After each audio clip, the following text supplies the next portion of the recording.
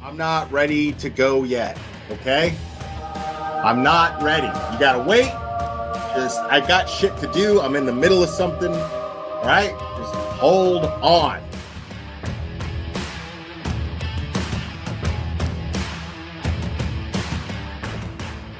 Watch your mouth or don't come in here. Uh-oh. Uh-oh. Oh, yeah, people, come on, we're adults here. You know what? What is the point? Yeah, we're adults here. I got a fucking Burger King fucking thing on my head. We're all fucking adults here, guys. People in my chat, 2 words. What are they? 2 words. Let me see the chat flood. Let me see the chat flood. 2 words. Okay, next caller. Please. Let's get into the meat and potatoes, which translate in American to dick and balls.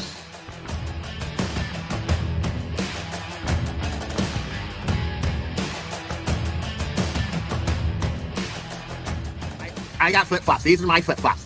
Yeah, I really like my flip-flops because I can put them on. Because look, watch me put them on. I can put them on all by myself. Watch me put them on. Look, are you watching? Look, these are my flip-flops. Thanksgiving Day. I remember it clearly. It was Thanksgiving Day. I was inserting myself in somebody else's fucking business as a cash grab, and you know. This channel is harsh reality. Karen Yak se jodió la sucia vida. Amen. This is Jonathan Lee Riches. I have cheeseburgers. I'm gonna put cheese on them. I'm gonna make sure that I have my hamburgers because I'm a big boy now and I can make the hamburgers. My mom lets me use the stove now.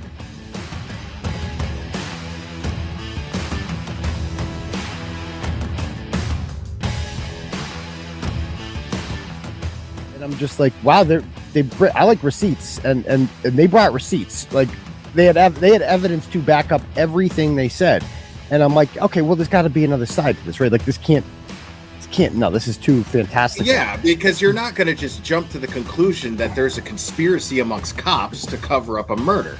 You know what I mean? Yeah, I mean, cops and just like soccer moms and shit. Like that's what made it even crazier. Like, yeah, get it, Betty. Yeah, did you have a close relationship with your mom? Get it, Betty. Oh, of course, I still do. Yeah.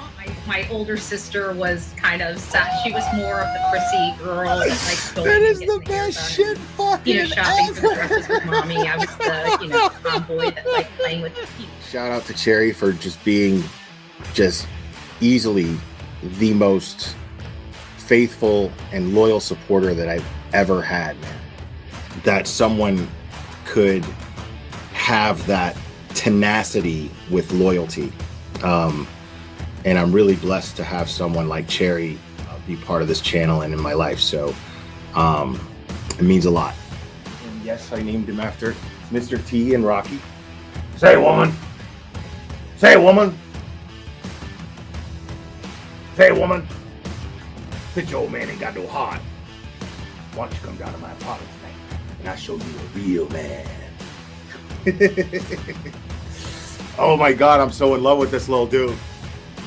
Yeah, I'm going to go ahead and wrap this one up. I love you guys very, very, very, very much. And we will do this again very soon, my friends. Oh, say bye. Say bye. Oh, I love you too. Give me a kiss. Oh, I love you. Bye, guys.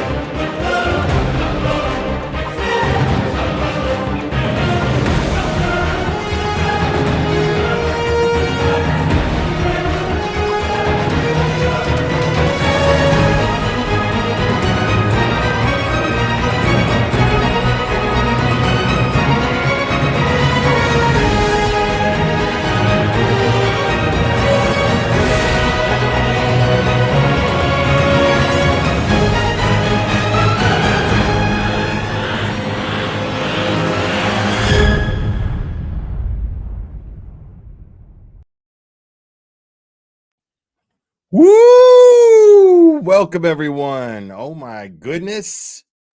I hope everybody's doing well, having a wonderful Sunday. And let me see here. Okay, just making sure you guys could hear me. Oh, my God. What? I think we got a super cat. Super cat. I think we got a super cat. Super cat. Super cat. Super cat.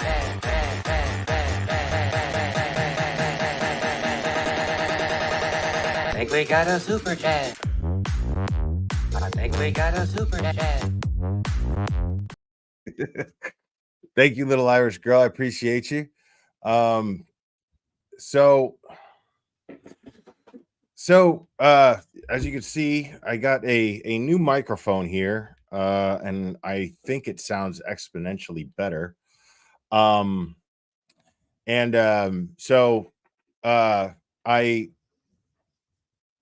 I can't mute by like tapping it, but it sounds better. So I'm gonna have to like mute the manual. Yeah, but it's okay. So you might hear me coughing a lot more than you used to hear me coughing, and you might hear noises that normally I mute myself to avoid the mic picking up, but it is what it is. And also, real quick, speaking of super chats, I don't know if any other creators are having this problem, but like none of my earnings have been showing up for the last 3 live streams. I spoke to YouTube about this. They said they were fixing it. I don't know what the deal is. It's still not showing up for my peace of mind, but I'm hoping that they work it out.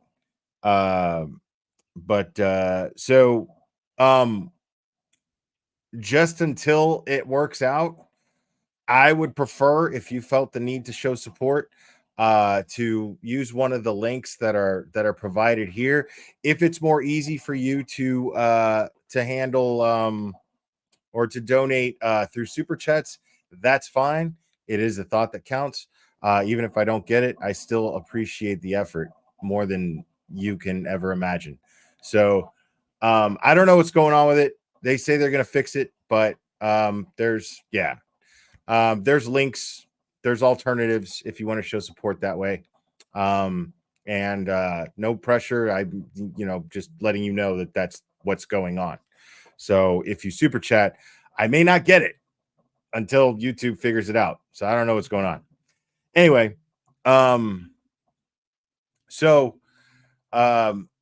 But yeah, I had to upgrade my mic. If it's not one thing, it's another. But I had to upgrade my mic because apparently the mic I was using was problematic, and Cherry was whining and complaining about it in the chat, and so I upgraded the mic.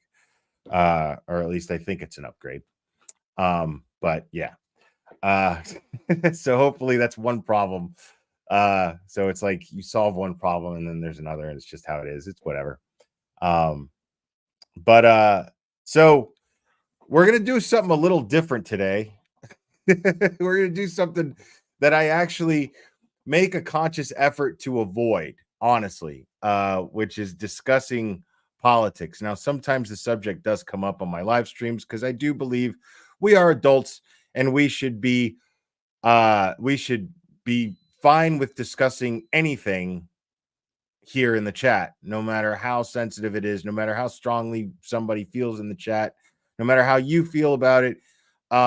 This chat, you should be okay with having to hear things from people that you don't want to hear. That just is what it is, you know. And the thing is also, oh man, yeah, I got to make it a point to to check the Venmos and read them aloud. I will read all your donations through these through Cash App, Venmo, or PayPal towards the end. Cherry will make sure to remind me of that. If I don't, it's because I fucking forgot because I'm an idiot. But I don't really like to discuss too much. I mean, from time to time I do, but I don't really like to discuss too much what my political stance is. I will say I am an American and I am a patriot. But I'm also registered as an independent. The type of person that I am is if I feel a Republican is the best thing that the country needs at that time, then I will vote Republican. If I think that a Democrat is the best thing that the country needs at that time, I will vote Democrat. If I think a libertarian is the best thing that the country needs at that time, I will vote libertarian. So that's why I am registered as an independent. Well, no, see, Cherry will say a fence rider, and she's joking, but a lot of people actually believe this, that you're a fence rider if that's the case, and that's absolutely ridiculous. It's ridiculous to me, that you would. The problem with that is, and that mentality is, it contributes to the division in our country that I think we can all agree is a presence right now, to say the least. There's people are just going off, and mostly people who don't know what the fuck they're talking about anyway. So I figured, hey, someone who doesn't know what the fuck they're talking about either, I guess I'll weigh in as well. So that's mostly what we're gonna do. Is we are going to go over President Biden's address to the nation in a few minutes, and unless you've been living under a rock for the last 24 hours, President or former President Trump, there was an assassination attempt. There was an attempt on his life at a rally in Pennsylvania. Sorry, excuse me. There was an attempt on President Trump's life, former President Trump's life, at a rally in Pennsylvania. Now I know a little bit. We're going to explore all of that. We're going to just kind of think out loud here. You guys know how we like to do here, and we're just going to kind of think out loud here and explore the situation, because I have some thoughts and a couple of things. I mean, I'm going to be honest. I assumed that it was fucking liberal who took a shot at him. I totally assumed it was. Turns out it wasn't. Now, I'm going to discuss some of that too. We can be wrong and we can be corrected as long as we put our egos aside. If you're so, if you're so, intense in your beliefs, and that you're not willing to listen to facts and dismiss them, then we're in a sad state of affairs. And ironically, this is what happens in the true crime community as well. And make no mistake, this, although it's of a political nature, this is a true crime case, whether you like it or not. So we are going to discuss the ins and outs of this and explore it as we would any true crime case. So, and I, before I even started this stream, I lost some subscribers because people were like, "Oh my God," and it's due to my tweets and whatnot. Fair enough. Fair enough. Everybody's free to do what they want. But I'm telling you guys right now that I might say something that you don't like. And if you believe that that is a reflection of my overall character and what you think of me as a person, well, then that is on you. There's really nothing I can do about that, because I am very, very against the division in this country. That is my biggest problem right now with this country, is the division that's taking place. And I think that the only way, the only logical first step towards healing that is to accept one another for our political beliefs. Accept one another for what our beliefs are, and just understand that it is what it is, and you're not going to change anybody's mind, and it's not your place to change anybody's mind. You do what you can, and you try to educate people as best as you can, and then you make the simple distinction of whether or not they are whether or not they're willing to listen, and whether or not they're not, or whether they aren't. I mean, that's up to you to make that decision. And if people aren't willing to listen, do yourself a favor and just move on. So, and yeah, I'm going to discuss mainstream media, but I'm not going to just attack one side of mainstream media. I'm going to discuss it all. As a matter of fact, I may not go over all of mainstream media, but simply because one side of mainstream media threatens to strike people, the other one does not. So let's listen in real quick on live. We're going to watch a little Fox News here to start off.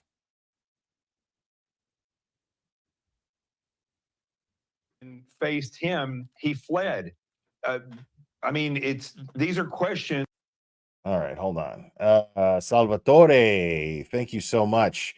It's the media printing headlines like Hitler showing picture of Trump. They start all this bullshit. Love your show. Thank you, Salvatore. I will discuss that a little bit too. I have thoughts on that as well. And I'm glad you brought that up. But we're going to hang out a while once this address is over by the current president.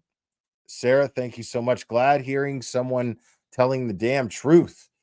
Well, get used to it. Now, again, I'm not educated enough to have a debate with anyone on politics. I don't even want to come off like that.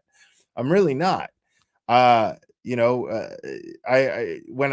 you hear me talk, most of you think that I make some sense, and I take pride in that. But I'm not going to discuss something in depth in as though I know something about it when I don't. I'm going to discuss, and I'm going to ask questions, and I'm going to think out loud and ask myself questions, and interact with you guys in the chat. And that's how I'm going to approach this. But again, I want to be very clear. I don't have enough of an education to debate anyone on politics.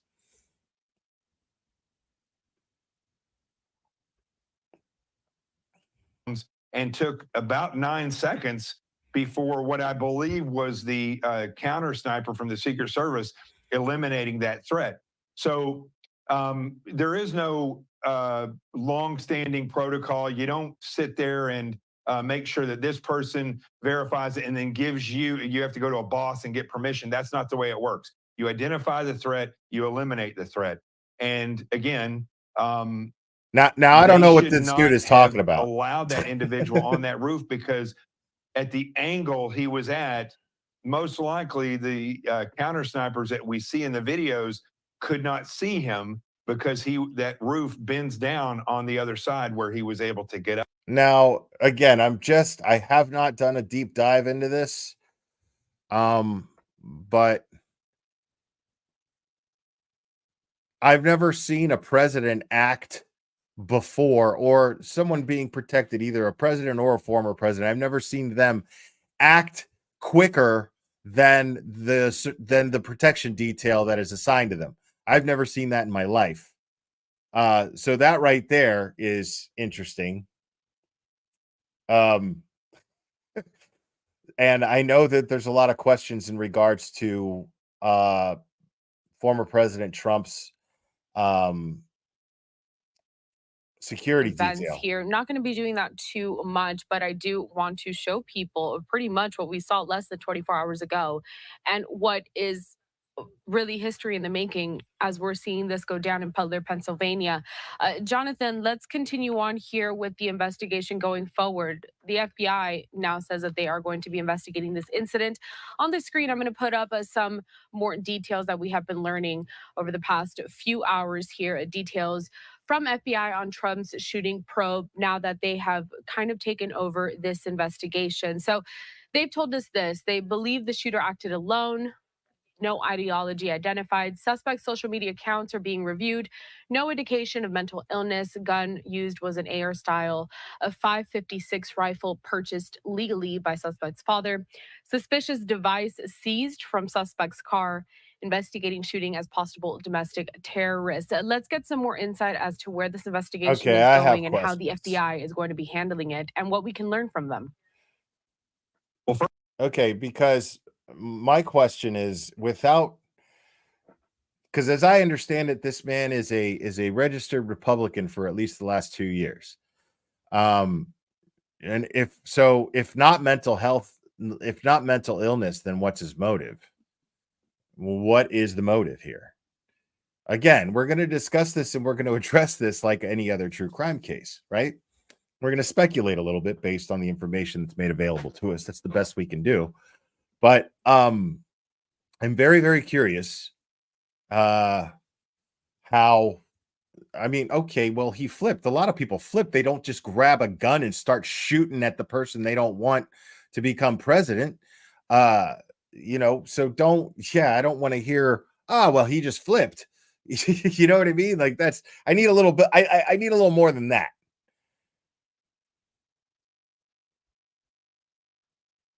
Especially by the way that it's worded, that it's an incomplete investigation.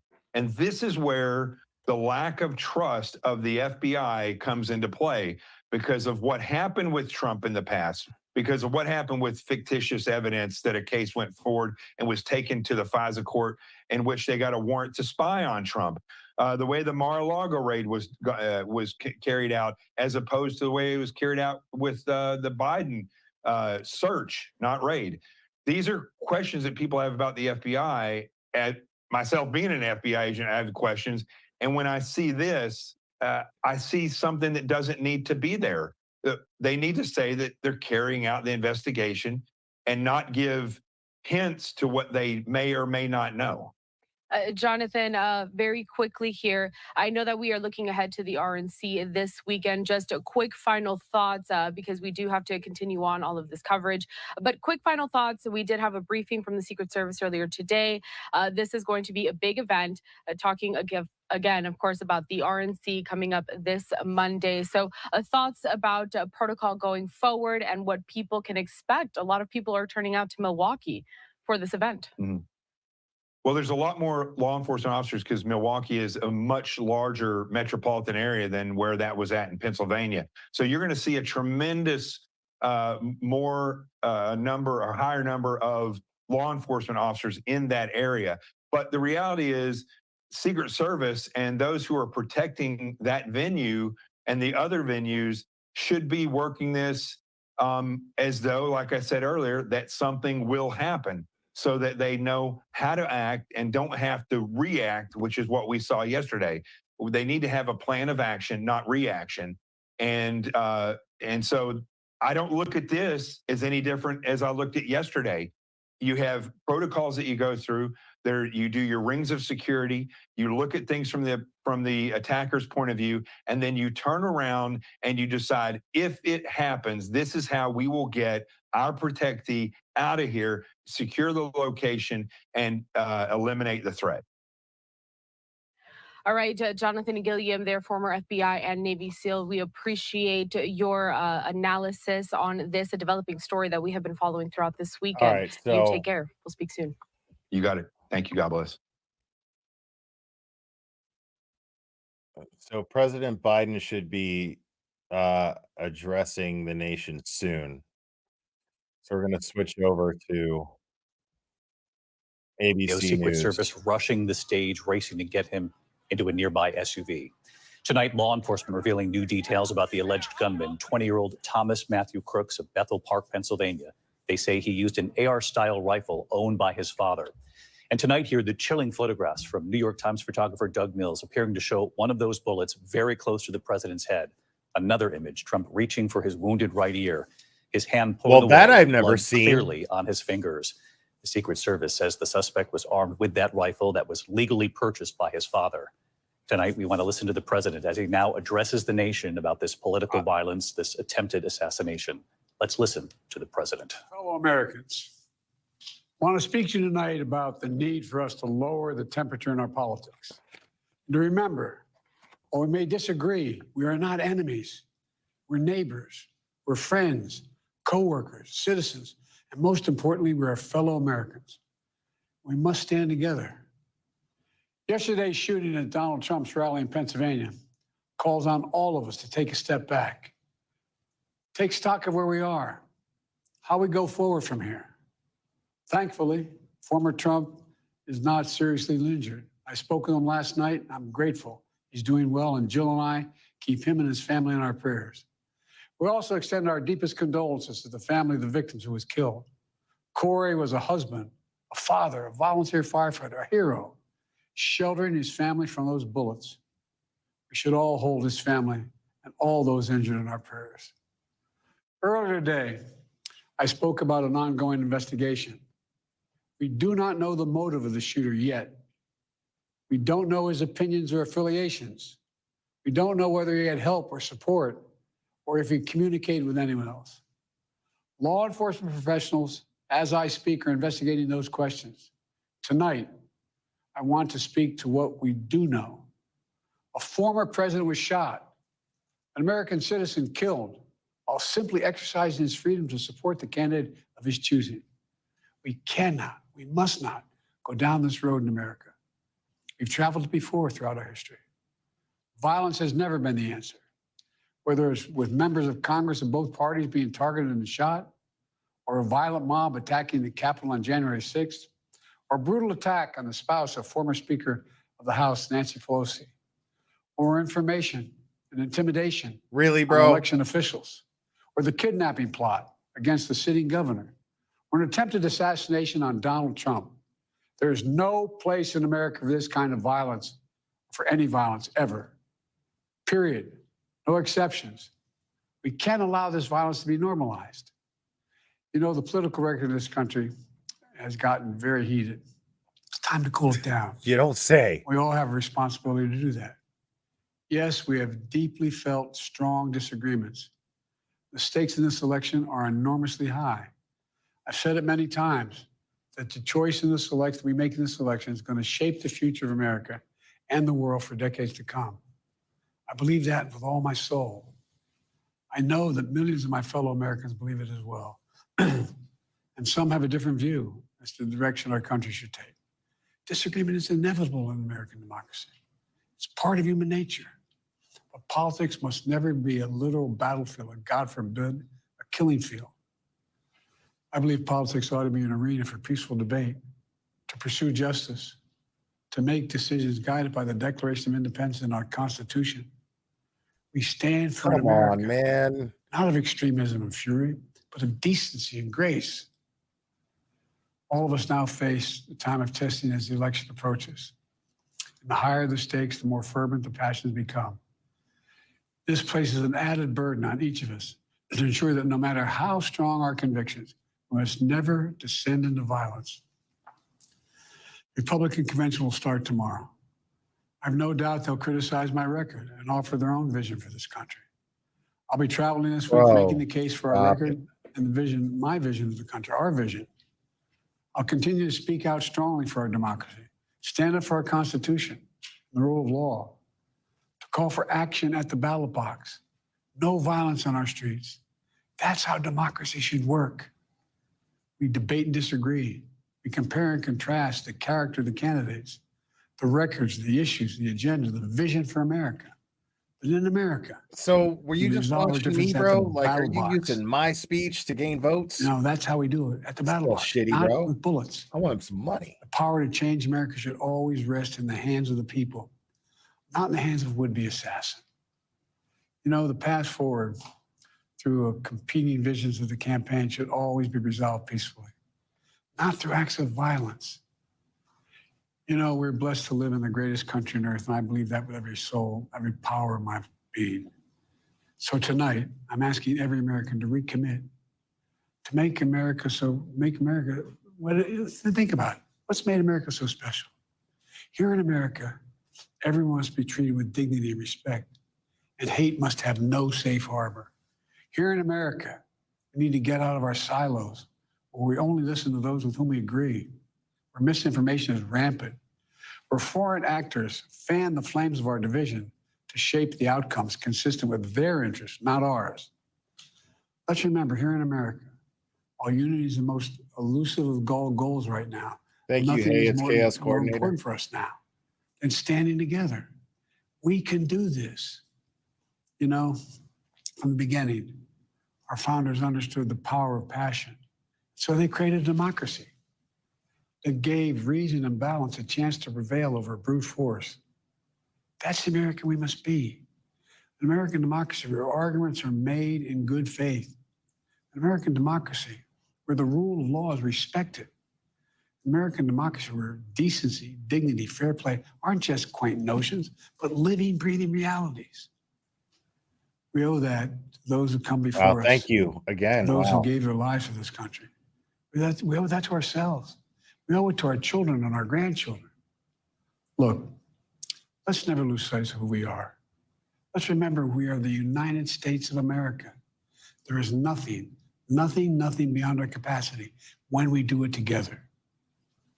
God bless you all. May God protect our troops. President Biden calling on unity from this country. Let's bring in Mary Bruce, our chief White House correspondent. Mary, we were told by this White House that the president would ask for all Americans to condemn political violence across this country, and that's what he did tonight. David, this was a heartfelt call for unity from the president, a strong I mean, that's fucking great news. Does that mean that he's gonna that if there's a riot, he's gonna there's a riot and it's liberals that are rioting? Or does that mean that he's actually going to arrest people for looting? Is that going to happen? Because see, I take issue with everything that I just heard him say. As far as, do I feel it was honest? No, I don't. Obviously, somebody wrote this for him, but that's to be expected when you're hearing a president speak, or a former president speak, or any politician speak, for that matter. But my issue is, all right, let me explain it like this. When I heard about this, I assumed it was a liberal right away. I did. As soon as I heard that someone took a shot at the president, or the former president, Donald Trump, I was like, okay, it's a liberal. Immediately I thought so. But turns out I was wrong, right? But here's the thing is I defend myself in making that assumption. Now, if there's an argument of, well, you were wrong though, right? Okay, yeah, you win the argument then. That's fine. But I still defend myself in making that assumption. And the reason for that is I have never seen a president get railroaded as much as I've seen Donald Trump get railroaded. And I don't even like Donald Trump particularly. Yes, I realize that I'm going to lose a lot of people here that are Trump supporters. I realize that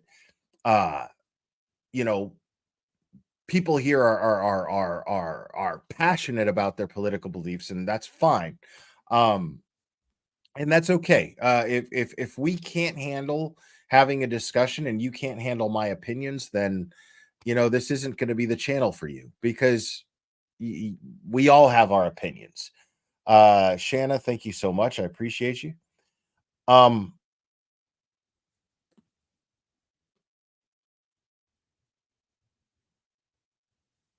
Hold on. Petty Patty says he was Will. They will register as the opposing party to try and take over primaries.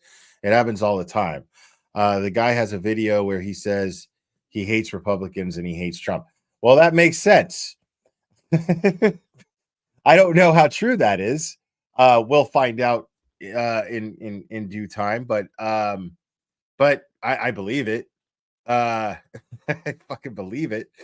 So I gotta say here, I feel thank you so much. I gotta know you cannot like him, but see he is getting screwed. Agreed. Right.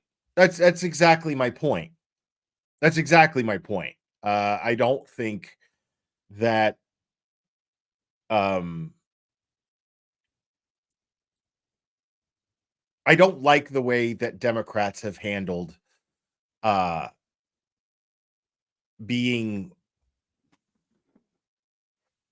elected into office in the last 4 years, 5 years. I don't like it.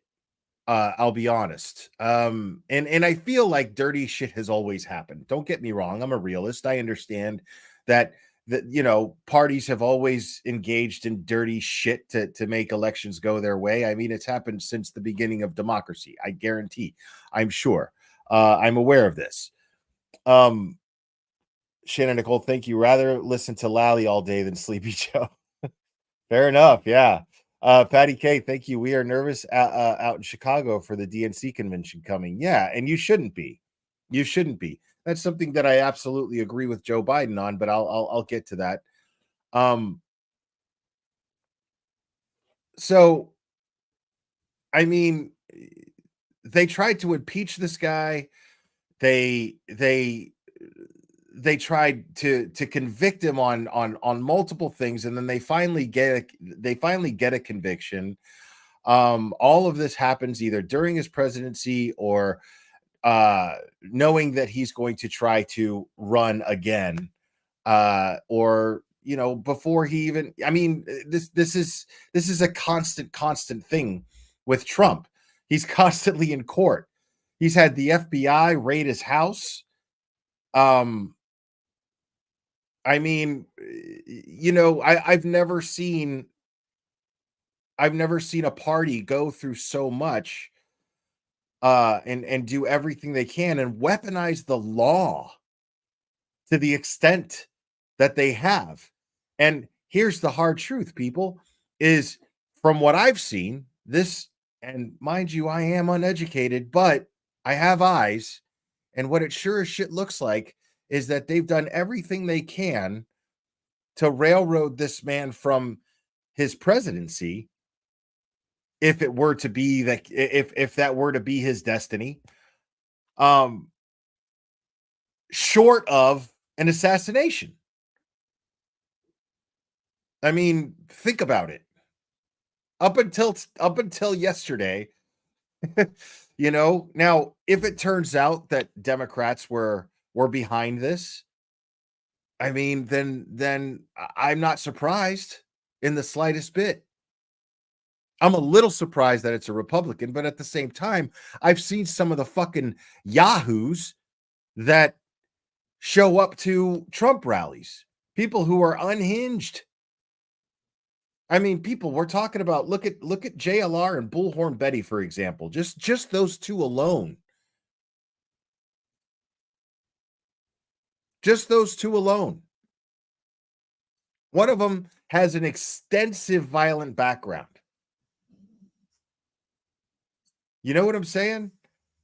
So, and we're talking, there's millions of people who are radically supporting Trump.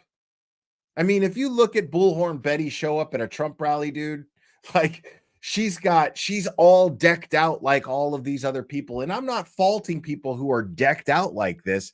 I'm just saying, imagine some of those people whose mental health issues you have no idea about, whose past you have no idea about. You know what I'm saying? And the thing is when it comes to Biden, nobody likes Biden that much. Nobody gives a fuck about Biden that much. Nobody. Here's the funny thing about Biden is ever since I've seen Biden run for president, since I first saw him, nobody actually liked him.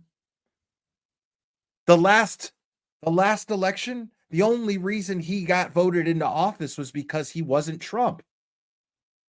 All I saw were Democrats just flooding social media with how bad Trump is. That's all I ever saw, people. I didn't see anything about how great Biden was. I didn't see anything from the Black Lives Matter people talking about how great Biden was. Because then they'd have to address the fact that Biden actually, in his early days as a senator, fought for segregation in schools. Yes, that happened. Biden is what I would refer to as a Dixiecrat. I don't like Biden. I don't like Trump. I don't like either one of them. Honestly, I don't like the fact that they're my only two choices. On paper, they're not. But in reality, in the grand scheme of things, they're really my only two choices. Everyone understands this. Everybody says, oh, well, you know, if you vote for this person, this is all I've heard my entire fucking life, every election.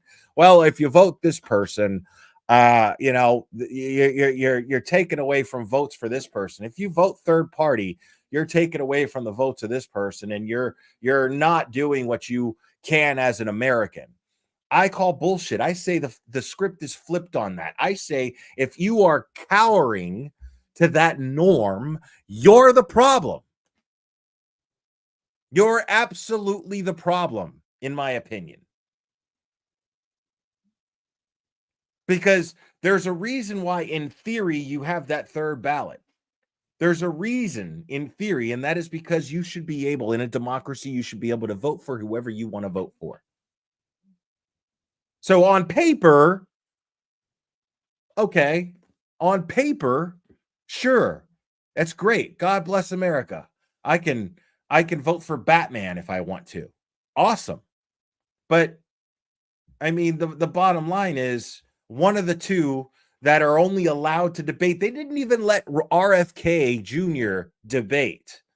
What kind of shit is that? Now, I probably would not vote for Robert Kennedy Jr. either. There are things I like about him, things I don't like. Not sure yet. Not sure if I'll vote for Trump. Not even sure if I'll vote for Biden, if I'm being totally honest. Because I don't know. There's all these variables to consider when you vote. And there's a hell of a lot of pressure. Socially, these days, more than ever, thanks to social media. There's way more pressure to vote one way than there ever has been. On any individual. On any individual American, you are pressured to vote a certain way more than ever. And that is simply because of social media and 24-hour news channels. Biased 24-hour news channels. This is a fact. This is not, I mean, the bottom line is, now you are more subject as an individual due to advances in technology such as iPhones, laptops, cell phones, laptops, and fucking tablets and smart TVs. You're gonna get something shoved in your face whether you like it or not. You're exposed to more from the news. You're exposed to more news than you ever have been in your entire life. You are subject to hearing it a lot more than you ever have been your entire life due to today's advances in technology. And there's clearly an agenda on every side here. I just watched the president of the United States take the assassination attempt of his opponent and use it to campaign. Now, I'm not surprised by that, but I'm pissed about the fact that I'm not surprised by it. I hope that makes sense. That's what I'm sick of. I'm sick of the fact that I'm not surprised by watching my president sit up there and address the entire world and use the assassination attempt of his very opponent and a former president of this country as a way to leverage his campaign. I've never seen that before. And I'm pissed about it, and I'm not even surprised by it. I'm not even surprised. I'm pissed about the fact that I'm not surprised by it, is how I should word that. As an average American, or even as a below average American, it bothers me.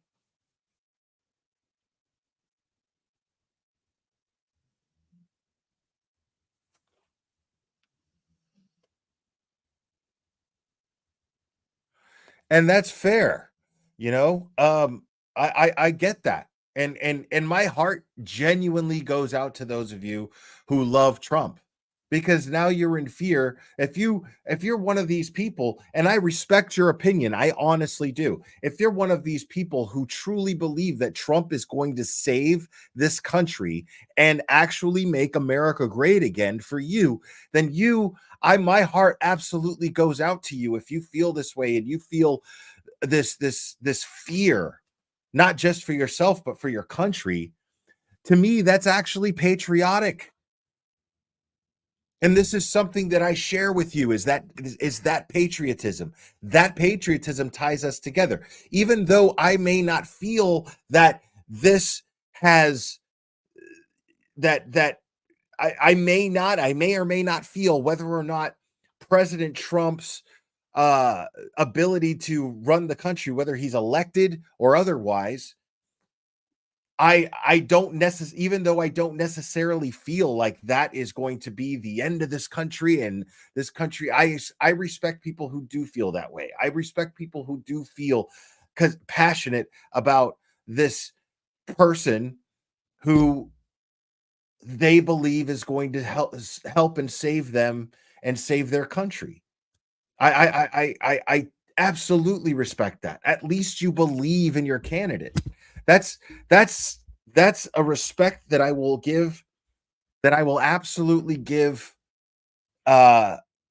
Republicans right now over Democrats any day of the week, because Democrats don't genuinely believe. I mean, there's probably a handful, sure, but I don't think overall Democrats genuinely believe in Joe Biden. I think they believed in Hillary Clinton. I do. I believe that. But I don't think that they believe in Joe Biden or ever have. And I am of the opinion that one of the worst contributors to where this country, to the state that this country is in right now, as far as being divided goes, one of the worst contributors to that is the fact that we have a president elected who the country simply didn't believe in. This is an example as to why we need leadership in this country and why leadership is vital. We're not in a place yet, even though that is my dream. My dream, my fantasy is for society is that we are all to a point to where we can individually be self-governing. I would love to see that day where we can individually be self-governing. We're not even in need of a justice system. That would be beautiful. Sarah, be creative. Thank you so much. Regardless of any political affiliation, I would feel sad about today. Regardless of any political affiliation, I would feel sad about today. Okay, I mean, she said it thrice. Yeah. I obviously it goes without saying that nobody deserves to be shot at. Nobody deserves to be shot at. Nobody deserves to go to a political rally and worry about being hit by a stray bullet the way this poor gentleman lost his life. Little Irish girl, thank you so much. I'm in Milwaukee. I am terrified. I hear you, man. And nobody should have to feel like this. But at the end of the day, in my opinion, regardless of this person's political affiliations, no matter if this shooter's political beliefs, the bottom line is at the end of the day, he's still some asshole with a fucking rifle who should be fucking put away or put down, period. We already have a bad enough problem in this country with people who just have their little temper tantrums because mommy or daddy didn't hug them enough. And then they think that it's somehow justification. Somehow we live in a society where we have made it the norm to justify actions because our parents didn't love us enough. When I word it like that, it sounds fucking absurd, doesn't it? Yet, if I word it another way, such as, well, this young man never understood how he never understood what love actually was from the very places where he was supposed to understand where love is, the origins of love, what have you. He was deprived of this, so it would make sense that he would lack a certain lack of empathy, and he would lack a certain amount of empathy. He would lack a sense of belonging to where he would lash out. But see, okay, great. Well, guess what? You're just not going to change. You're not going to get mommies and daddies to hug their kids more. That's just not something that you're going to do. I mean, that it's just the way that is. Because the bottom line is, yes, it sucks that person had to go through this poor upbringing. It sucks.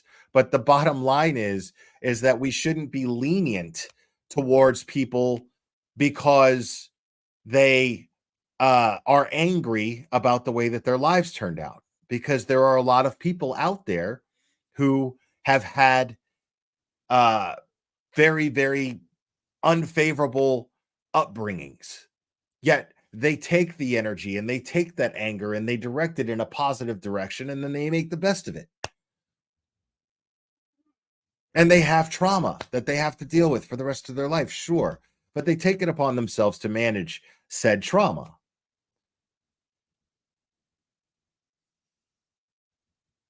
So, I think one of the biggest problems is making excuses for these people, because now we're at a stage where these people use this type of sympathy as a justification for their actions, something to actually to help make their decision of, yes, I'm going to go pick up a gun and I'm going to go do this, because society will understand that I wasn't hugged enough.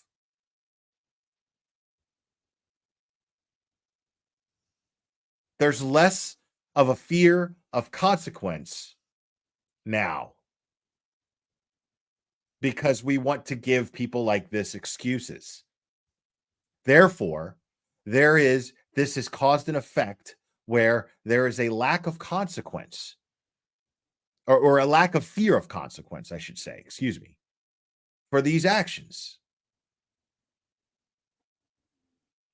which would only encourage someone to make the bad decision of moving forward with inflicting some sort of violence on someone, especially in a high profile type situation, like, you know, a former president and one that's currently running, or a mall full of people, or a school.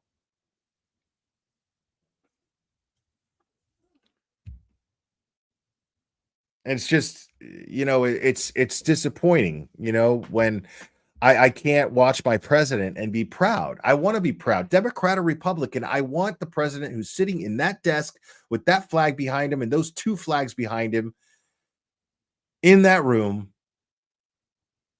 I want to hear that president say something that's actually inspiring, because he doesn't have something to gain from it. And I don't think that's too much to ask.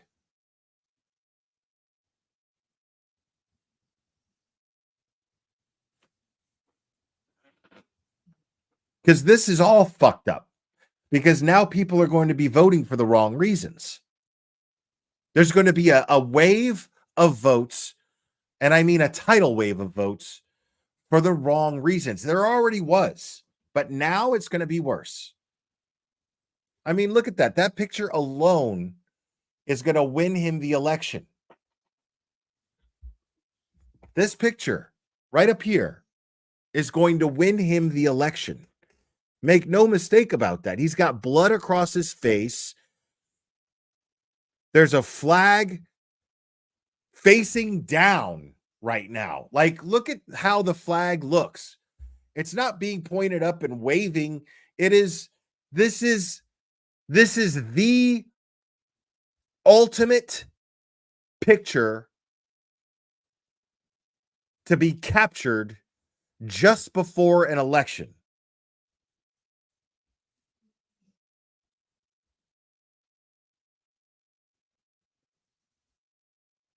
There has never in history been a picture taken like this of a former president moments after he was shot at.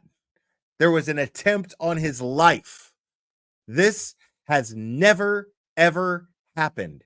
And in a world of Instagram, where we basically judge each other in our society based on how cool our pictures are,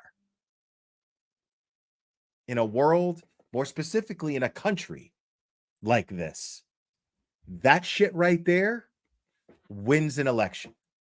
Mark my words. And now there's going to be a lot of people voting just for this picture. You know what I mean? People aren't going to consider his policy so much. People who weren't going to vote are going to vote because that picture exists. And they're going to vote for Trump.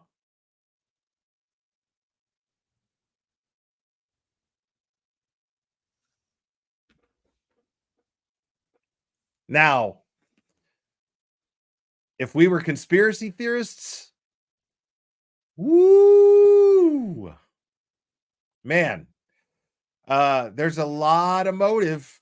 If you're a conspiracy theorist, if you've got your tinfoil hat on, there's a lot of motive on both sides, Democrat, Republican, whatever. But now, to me, this isn't like COVID. Okay. Now, my tinfoil hat, when I've got my tinfoil hat on, I look at COVID as something that the timing could not have been more convenient for liberals, for Joe Biden, for that matter. The timing could not have been more convenient. I mean, come on. There's a pandemic. A never before pandemic happens just before the guy who nobody believes in at all goes up against the president who this country hasn't been more passionate about and loved since Reagan. Like, Democrats didn't even love Clinton as much as Republicans love Trump. It wasn't even a thing. Like, not even close. And Bill Clinton, man, when he became president, everything was lining up for him.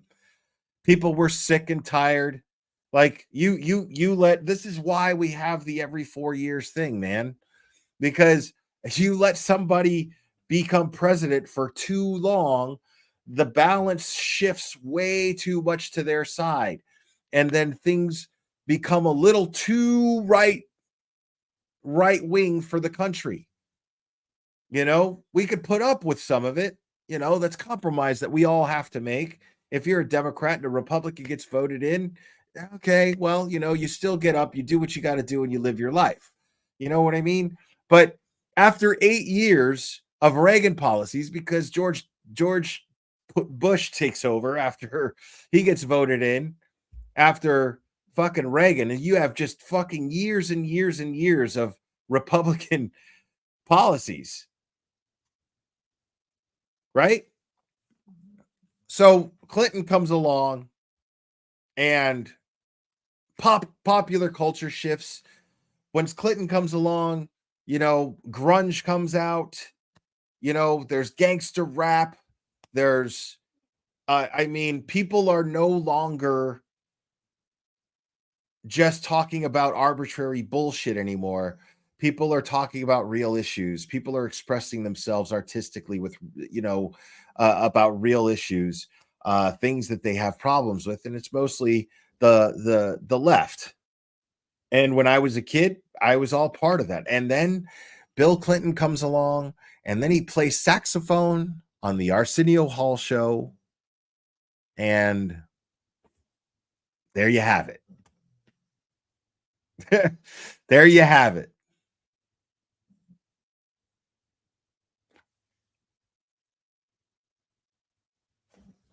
I'm not even going to get into Obama.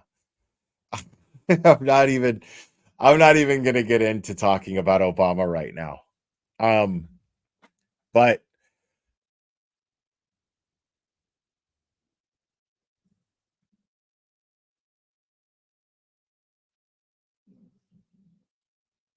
I mean, listen, man, I'm not fucking saying anything, dude. All I'm saying is I find it convenient that I guess I should word it better. Like, I find it convenient that COVID came along just before Joe Biden gets elected president. Okay? I'm not saying he won. I'm not saying he stole the election either. I don't fucking know. All I'm saying is I find it convenient. I find the timing of COVID extremely convenient. And I found that there were actions being taken by the left that were acts of desperation. And if you can't win a presidency legitimately, man, you know what I mean? I mean, technically, if they're within the boundaries of the law, fine. But come on, everything they did to this guy was an act of desperation. Tell me I'm wrong. I mean, when did you ever see this? You know how many fucking presidents were fucking criminals? You know what I'm saying? Like, I guarantee you did dirty, fucked up shit with their money.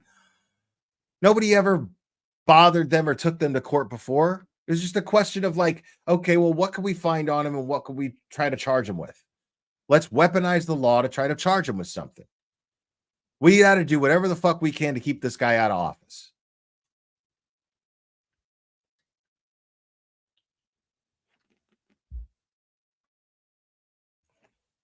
And all I'm saying is they wouldn't have had to do that had they had a candidate that they actually believed in. That's all I'm saying. I mean, is that wrong? Is that shitty to say? None of that shit. They would have never had to go through those hoops. You know, like, why not focus on finding a candidate that you believe in? What does that say about that party. If they're more focused on finding a candidate, or if they're more focused on destroying the opposing candidate than finding a candidate that they actually believe in, well, what does that tell you? That's a bad fucking look. Miss Shorty, thank you so much. As an Aussie, the stream, this chat is fascinating to me. I do not envy y'all right now. Respect. Thank you.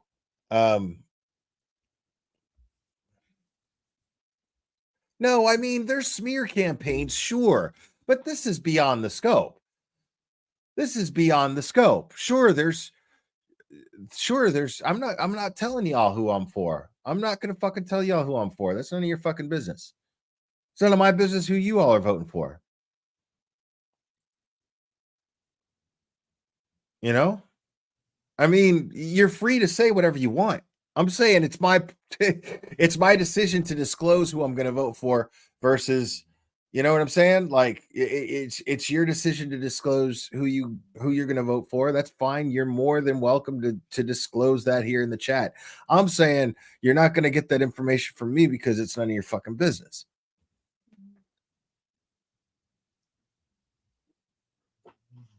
But I mean, there are things, and there you go. I mean, hey, you call it rude if you want, man. Listen, this is the thing: is if I discuss these issues, there's two main reasons why I will never get a lot of views on it. Right? A, because I'm not educated enough to give enough, educational insight on it, on the issue. B, because I'm not disclosing or pushing for a side. I could sit here and be like all pro-Trump, and then I could get a bunch of pro-Trump people go, ooh, who's this guy talking about the guy I like? And do the same thing otherwise, right? And I'd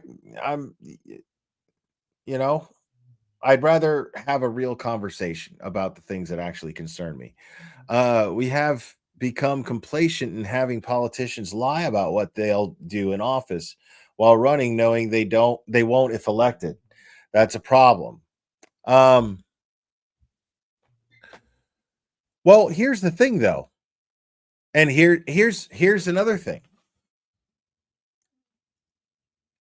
As far as Trump goes, one thing that I did notice about him is immediately January, like as soon as he's inaugurated, he starts signing executive orders. He starts executing exactly what he said he was going to what he was going to do once he got into office. Immediately started producing results. That's something he absolutely did. Nobody can deny that. Nobody can deny that.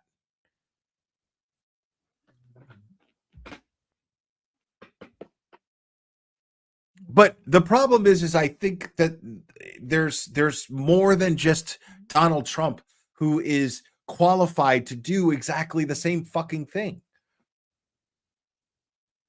You're going to tell me that there's not a better candidate out there somewhere who's just not popular enough, who has it all, who can absolutely speak great publicly, who has great ideas for policy and great ideas for the economy, great ideas for social issues.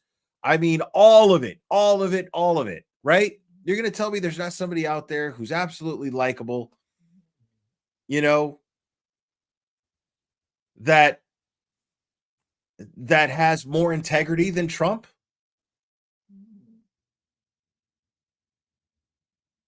You know what I mean?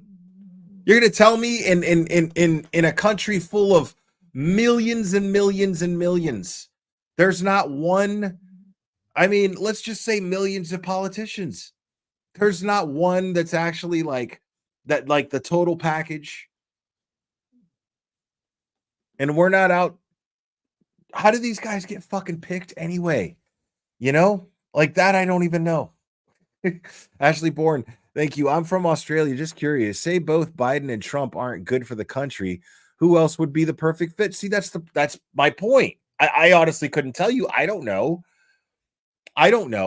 But I find it weird that these are our two best choices, supposedly, because it used to be that you could look at it and be like, all right, well, these are the two best choices. You know what I mean? But the internet didn't exist. You know? Little Irish girl, welcome to the machine. Right. Thank you.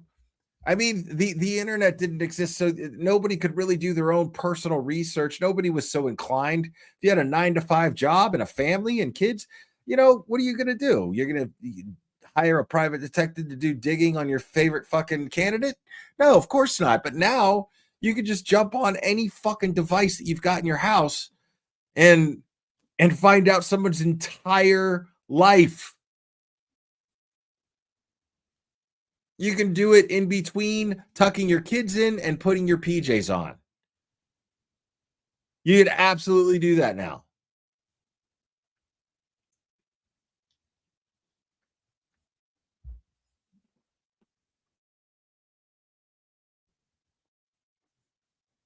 So, but at the same time, wouldn't that be a fair argument? for wouldn't that be a fair positive contribution towards my previous argument, which is, you know, why can't we find a candidate that everybody just, you know, that we all believe in?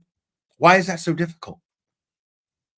With the power of the internet today, where we can actually find out someone's whole fucking life, we couldn't come up with something better than these two guys who stood there, wouldn't let Robert Kennedy Jr., this guy who served this country as what was he, a senator? See, again, I don't know. But I mean, as a Kennedy, for fuck's sake, I mean, he's Robert Kennedy. He's Robert Kennedy's son. You know, the brother of John F. Kennedy, lost his life, was assassinated just like his brother. But I mean, the thing is he served within the United States government for years, has he not?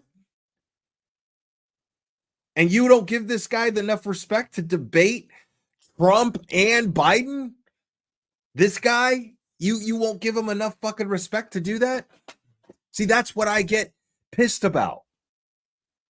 Because I'm not saying I like Robert F. Kennedy Jr. I'm not saying I like Robert Kennedy Jr. at all. I'm not even sure if I mean,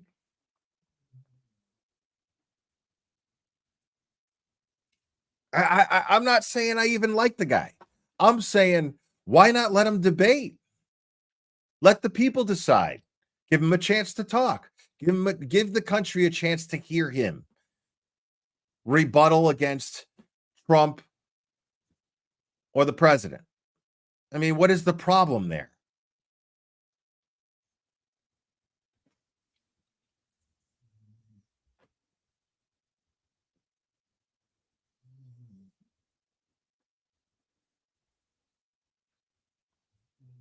See, no, I disagree, because where Robert F. Kennedy loses me mostly are his economic policies. That's somebody I'm not really. Yeah, it's he's. I have a problem with him in that department. You know. But I like Trump for economic reasons. But I don't like Trump for certain social reasons, and I don't like Biden for a lot of reasons. You know. I mean, the last 4 years are pretty much my reason for not liking Biden. You know, I mean, as an American, I was willing to, like, okay, well, let's see what this guy can do. I freaked out when Trump was elected. I'm not gonna lie. I freaked out when Trump was elected. I was like, what the fuck? What is happening with this country? That is insane. The guy's a reality TV star. What in the fuck is going on? I didn't understand it. But then I sure as shit liked, I'm not gonna lie, I sure as shit liked living in Tennessee. I sure as shit liked living in Tennessee those first couple of years. Living in Atlanta and then Tennessee, I gotta say, I did love it.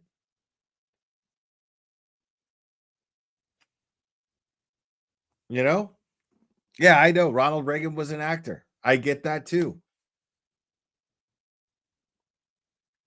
But I mean, I know Ronald Reagan was wholesome, dude. Like, at least in the public image. This guy was not wholesome at all in the public image. Not at all. This guy at no point had the image of a Christian leader with American Christian values. Like, that has never been this guy at all. Even though he has that vote locked. But he has never presented himself this way, which is very fascinating. I mean, it's wild.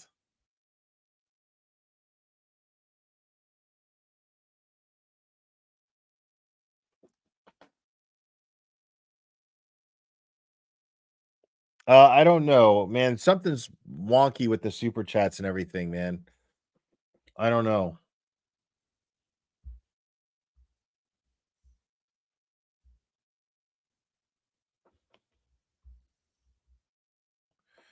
Yeah, YouTube has been acting really weird.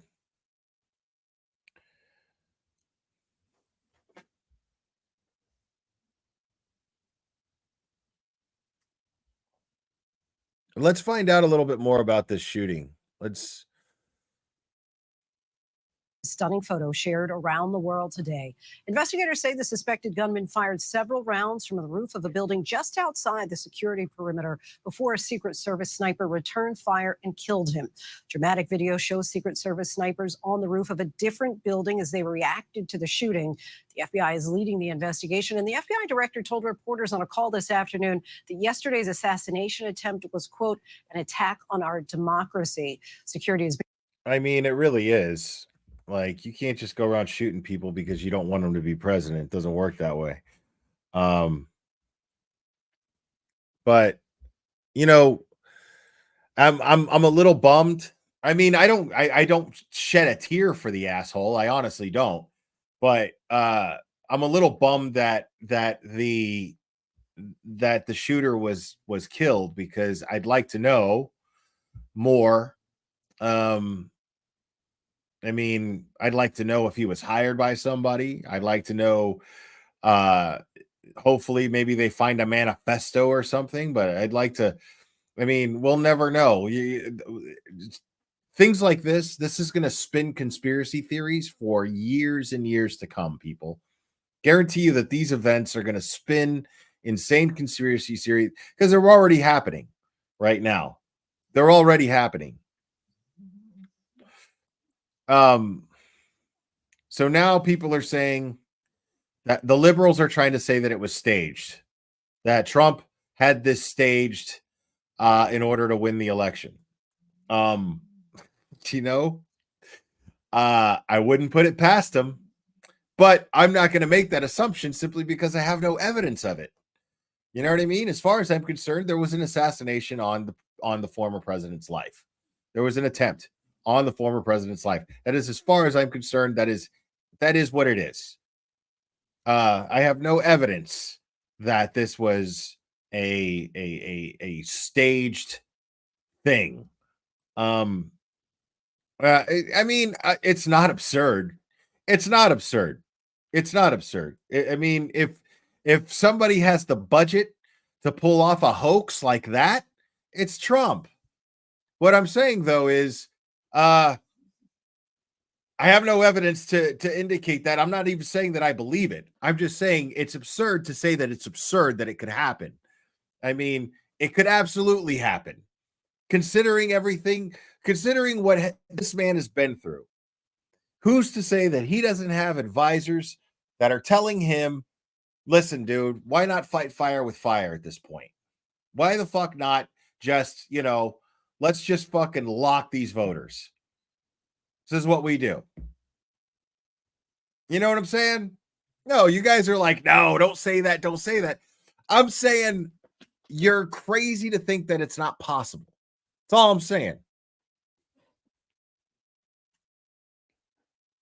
like how many liberals were saying how ridiculous it was that Trump being put on trial wasn't an attempt to railroad him from becoming president.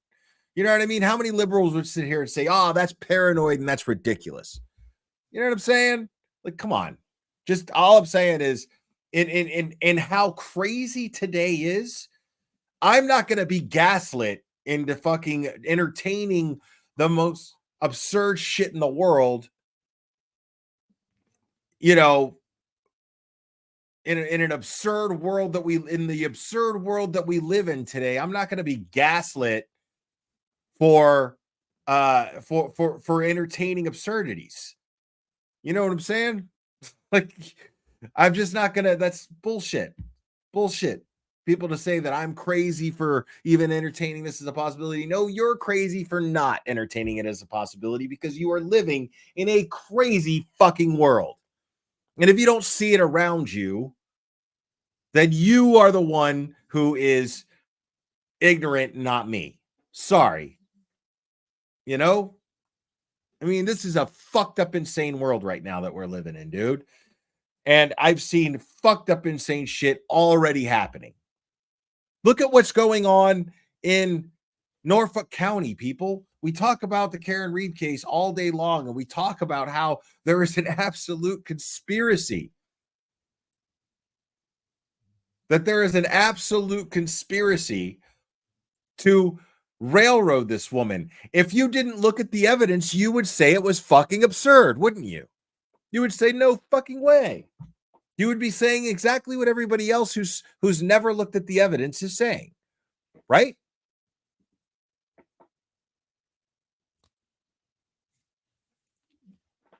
That's exactly what I'm doing. I'm exploring all options. I'm not even exploring it though. You know what I'm saying? All I'm saying is, you know, it's fucking possible. That's all I'm saying. I'm not even looking into it. I have no opinion on it. Just saying that it's a possibility. It's absurd to not entertain it as a possibility, is all I'm saying. Is being tightened in Milwaukee. Our team is standing by tonight to break it all down. And we begin with ABC News Live anchor Kana Whitworth, who is live at the site of the RNC in Milwaukee for us tonight. Kana, talk about the security there and what you're witnessing firsthand. Yeah, so Lindsay, certainly there's an elevated level of concern as well as an elevated level of scrutiny here after that assassination attempt on former President Donald Trump. So this event, the RNC itself, that's getting underway right now and starting tomorrow, we're hearing mic checks, people are taking the stage, kind of getting tours, things like that. This event is considered the National Special Security Event. So that is the highest designation that there is. And despite what we saw play out yesterday in Pennsylvania, Lindsay, here in Milwaukee, the RNC Secret Service coordinator is saying at this point they have made no changes to their security plan, and officials remain confident in the plan that they have put forth at this point. Now, this is a plan that has been underway for at least 2 years. It involves several perimeters, one that they consider soft and one that they consider hard. So here in the forum, this is the hard perimeter. It's a lot of security to get through here. You go through multiple metal detectors. Thank you so much, Matt Fritz. So he stood up there and let someone take a shot at his ear because the guy did die from the same gunfire. Right. No, I know. I get it. I realize that. I'm saying you're explaining how absurd it sounds. We're not disagreeing that it's absurd. I think that what we're disagreeing on is whether or not it's crazy to think that something absurd could absolutely happen. That's where we disagree. That is absolutely where we disagree. I'm of the opinion that it is absurd to not entertain the absurd as a possibility. But thank you, Matt Fritz. But the soft perimeter within walking distance of here, Lindsay, at this point, you are still allowed to have a weapon. This is an open carry state. If you have a permit, you can have a concealed weapon. And that is of tremendous concern right now for the Democratic governor of Wisconsin, Tony Evers. He is asking the RNC to reconsider that decision to allow firearms to be, again, within walking distance of the RNC. But also, I do want to mention YouTube a is couple of other hiding me, things here, huh? Lindsay. The Milwaukee police chief saying they will not tolerate any illegal activity. No surprise there. Also, though, the FBI special agent in charge of the Wisconsin field office did say that there was an uptick in threats that the FBI has seen online, but at this point, there is no known serious, credible threat to the 2024 Republican convention, Lindsay. Good to know that. And Kana, with a renewed focus on unity now, one of Trump's old foes is now set to speak at the convention. What can you tell us about that? She certainly is. So Nikki Haley will be making her way here to Milwaukee. Important to point out that Donald Trump is also now here in Milwaukee. He did come. We thought he might delay his trip by a couple of days, but he is standing firm and strong and resilient and saying that he did not want to let the shooter, the potential assassination attempt on his life, to delay his trip or to change how he wants to lead this party. So he's in Milwaukee. Nikki Haley will be here on Tuesday. And when she takes the stage, that is the day. The theme of the day is Make America Safe Again. Make America safe once again. And so, of course, Donald Trump wants to remind people of how they felt 4 years ago. She will be taking that stage. She will be clearly expressing unity just by being here. She's also released her delegates, and she is encouraging them to back Donald Trump as well. And in terms of the word unity that we keep hearing from both Republicans and Democrats, including the president in his national address there a few minutes ago, Nikki Haley recently putting on X that this event, this assassination attempt, should horrify every freedom-loving American. She went on to say violence against presidential candidates must never be normalized. We are lifting up Donald Trump, the entire Trump family, and all attendants in prayer. And also noting here, Lindsay, that Donald Trump's family... Here's my issue is Trump's okay. Beef up his security. What I want to know about is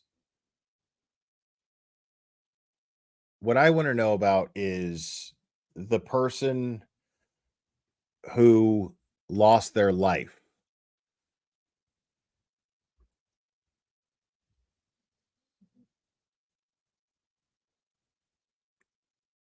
I want to talk about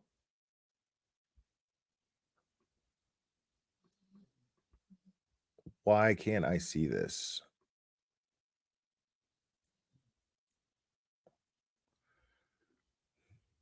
Hold on.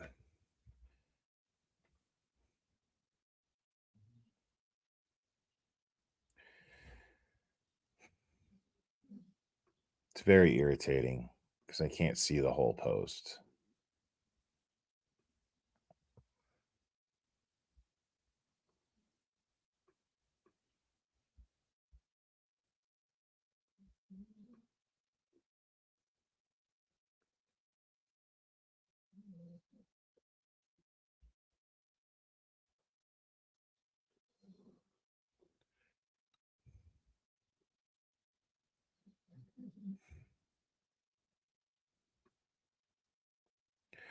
Because I'm trying to find the post that his wife posted. And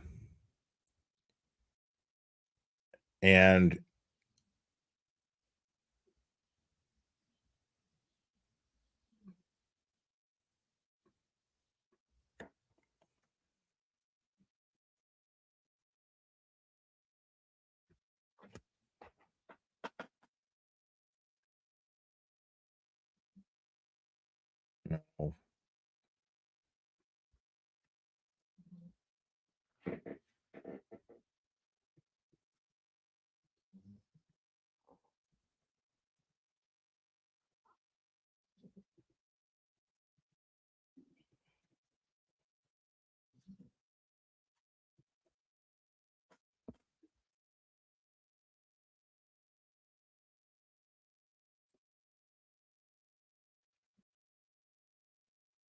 All right.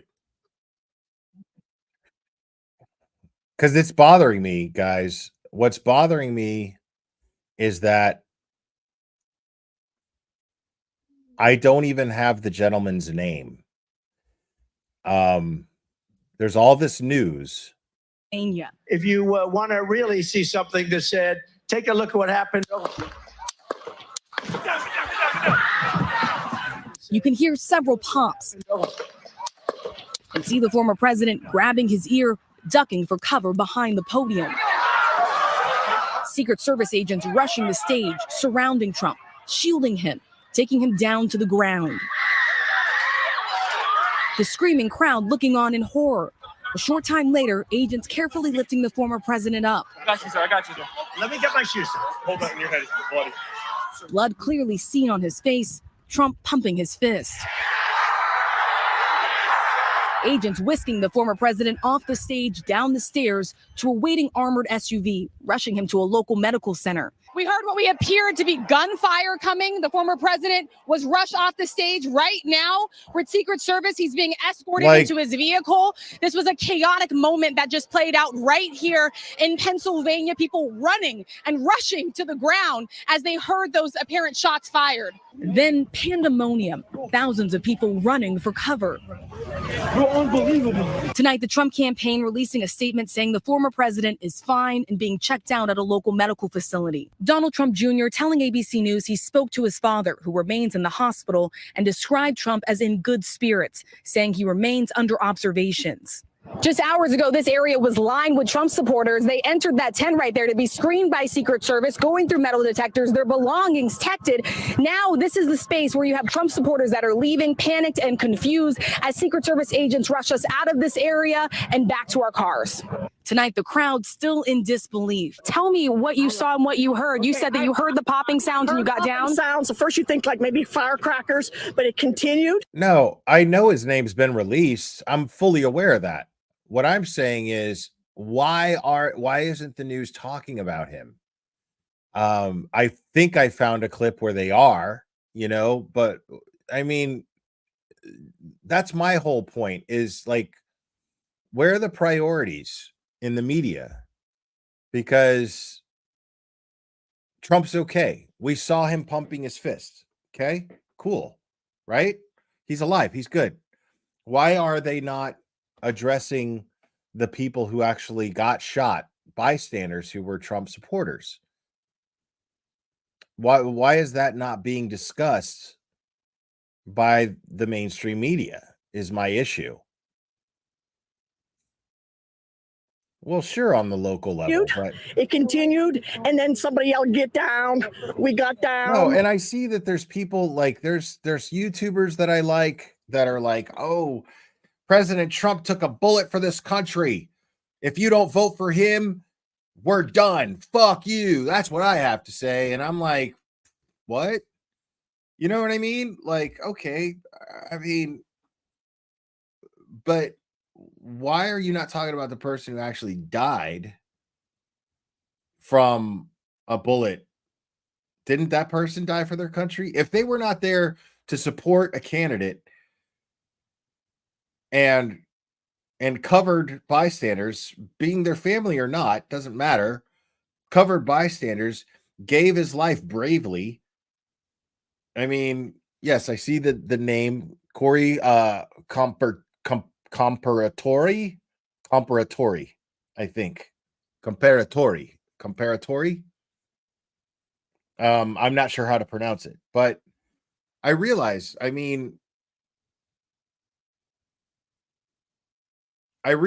that this is a very, very touchy issue, you know, and I realize that it's big news that the president was shot at, or the former president was shot at. I realize that. But what about the people who actually died?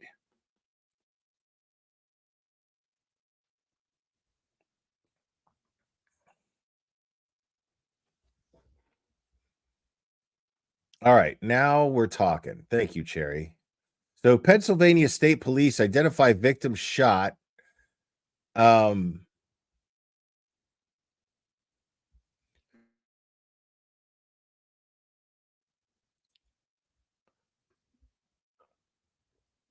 During the attempt assassination of former President Trump.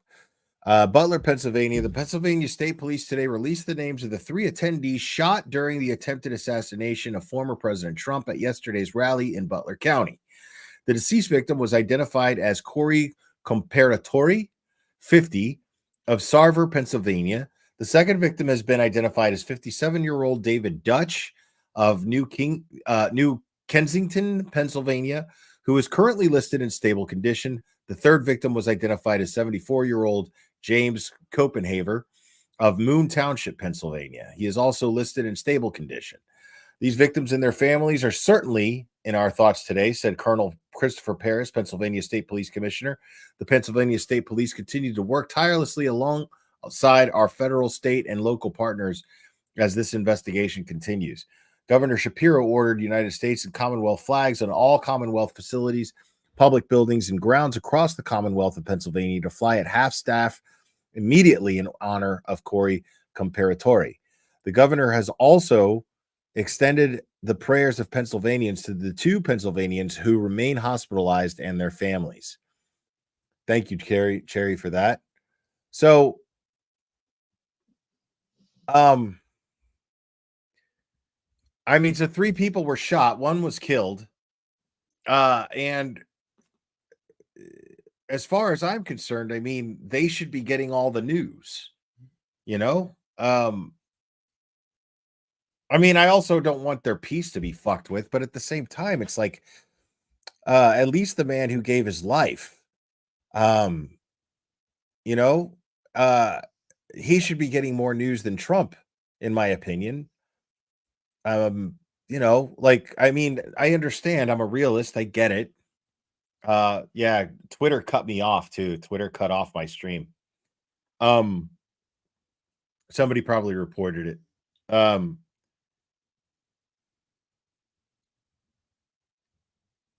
But I understand that the big news is that President Trump was shot at. I get that. But why not, at least when you're talking about it, provide some sort of memorial for the man who gave his life? I don't think that that's too much to ask.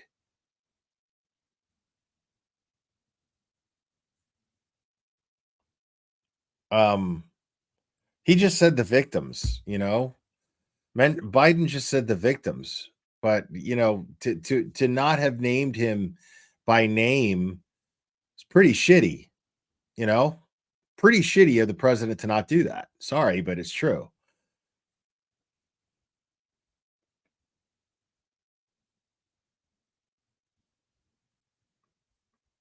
We got down and we huddled and we started praying. Tonight, local officials telling ABC News those sounds were in fact gunshots.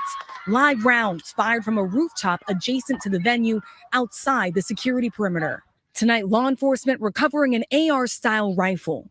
This is being investigated as an attempted assassination.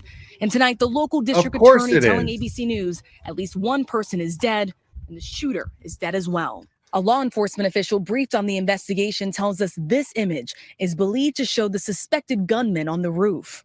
Tonight, President Biden addressing the nation. I have tried to get a hold of Donald. He's with his doctors. Apparently he's doing well. I plan on talking to them shortly, I hope, when I get back to the telephone. Look, there's no place in America for this kind of violence. It's sick. It's sick. It's one of the reasons why we have to unite this country. We cannot allow for this to be happening. We cannot be like this. We cannot condone this. But the idea that there's political violence or violence in America like this is just unheard of. It's just not appropriate. What do you mean it's unheard of? Everybody must condemn it. It's not unheard of. And moments ago, former President Donald talking Trump about? posting on Truth Social, thanking the Secret Service, saying, "I want to extend my condolences to the family of the person at the rally who was killed, and also to the family of another person who was badly injured. It is incredible that such an act could take place in our country. don't you say his I was shot name? with a bullet that pierced the upper part of my right ear. I knew immediately that something was wrong and that I heard a whizzing sound, shots, and immediately felt the bullet ripping through the skin. Much bleeding took place, so I realized then what was happening. God bless America. Okay, so let me find.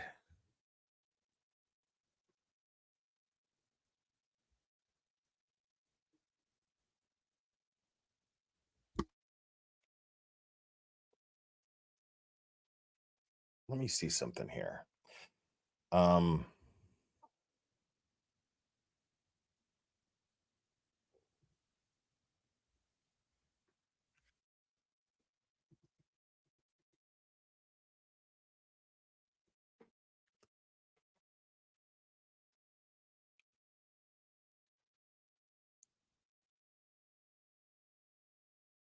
Now I find it interesting because not many mainstream media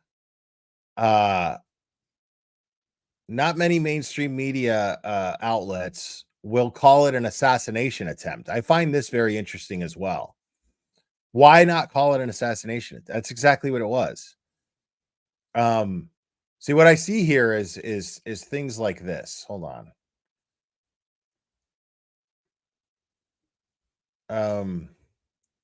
So AP News says it's a motive who tried to assassinate Donald Trump.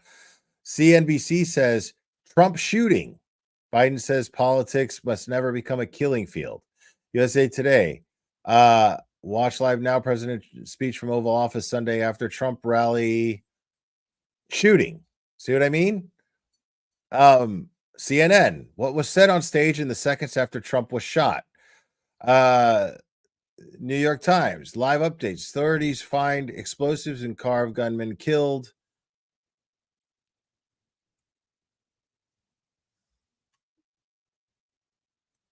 See, there's very few are actually calling it an assassination attempt, which I find very interesting. The language in these headlines. Shooting at the Trump rally. Trump rally shooting. Rally where he was shot. And then Fox News. Who was Thomas Crooks? What we know about Trump's attempted assassin, right?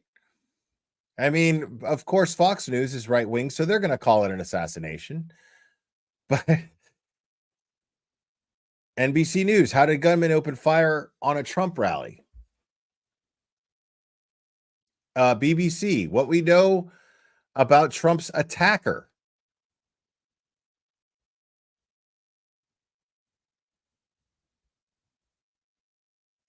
This is fascinating to me. You guys don't find that shit fucking fascinating? That there's an agenda with like every news source? It is so bizarre to watch.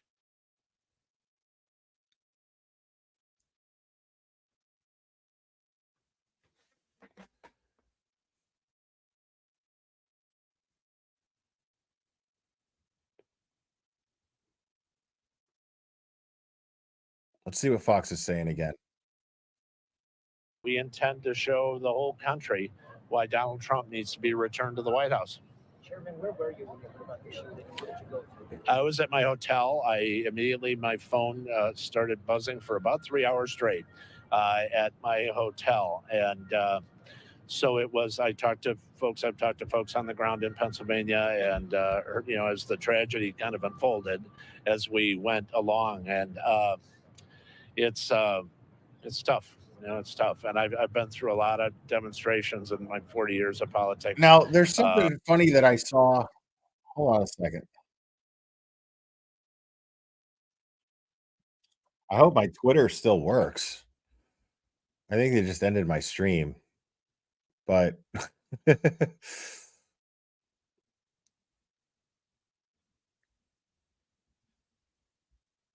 see, this is the guy that I wanted. Check this guy out. This is fascinating. Speaking, I'm not Elon sitting Musk here, I have no idea, posted this. But and listen to the rally, right? We couldn't see him, but we could hear him. So we walked up in probably 5 to 7 minutes of Trump speaking. I'm estimating here. I have no idea, but we noticed a guy crawling, bear crawling up the roof of the building beside us, 50 feet away from us. So we're standing there, we're pointing at the guy crawling up the roof. And he had a gun, right? He had a rifle. A rifle. We could clearly see him with a rifle. Absolutely. We're pointing at him. The police are down there running around on the ground. We're like, hey, man, there's a guy on the roof with a rifle. And the police were like, huh, what? Like they didn't know what was going on. We're like, hey, right here on the roof. We can see him from right here. We see him. He's crawling. Dude, like he spelled it out. Like what dude, I gotta hear this shit again because this is blowing my mind right here. We could clearly see him with a rifle. Absolutely. We're pointing at him. The police are down there running around on the ground. We're like, hey, man, there's a guy on the roof with a rifle. And the police were like, huh, what? Like they didn't know what was going on. We're like, hey, right here on the roof. We can see him from right here. We see him. He's crawling.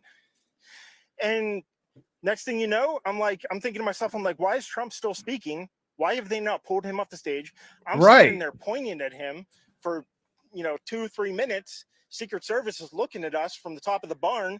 I'm pointing at that roof, just standing there like this. And next thing you know, 5 shots ring out. So you're certain that the shots came from that guy on the roof? 100%.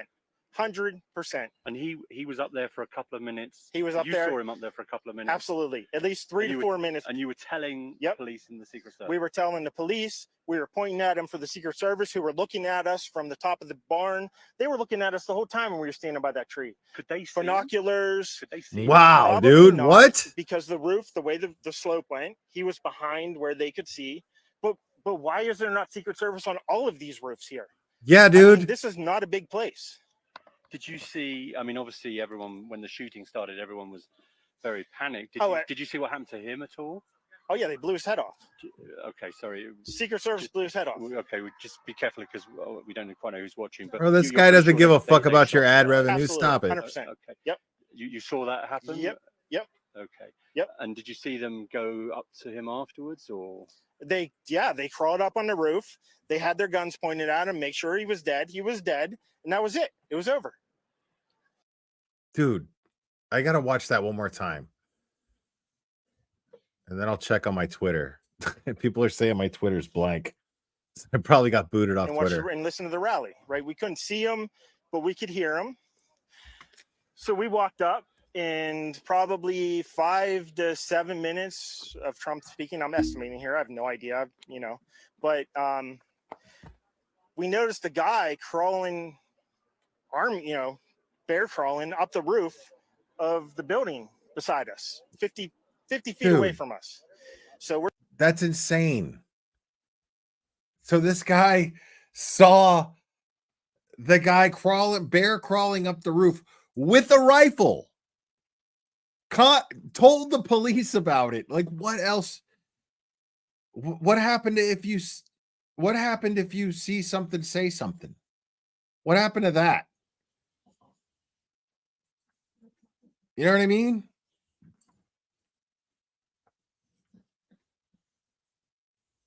So we're standing there, we're pointing at the guy crawling up the roof. And he had a gun, right? He had a rifle. A rifle. We could clearly see him with a rifle. Absolutely. We're pointing at him. The police are down there running around on the ground. We're like, hey, man, there's a guy on the roof with a rifle. And the police were like, oh, what? Like they didn't know what was going on. We're like, hey, right here on the roof, we can see him. Dude, right there. We see him. He's crawling. And next thing you know, I'm thinking to myself, I'm like, why is Trump still speaking? Why have they not pulled him off the stage? I'm standing there pointing at him for, 2-3 minutes. Secret Service is looking at us from the top of the barn. I'm pointing at that roof, just standing there like this. And next thing you know, 5 shots ring out. So you're certain that the shots came from that guy on the roof? 100%. 100%. 100%. For a couple of minutes. He was up there. You saw him up there for a couple of minutes. Absolutely. At least 3 to 4 minutes. And you were telling police and the Secret Service. We were telling the police. We were pointing at him for the Secret. Dude, what? What?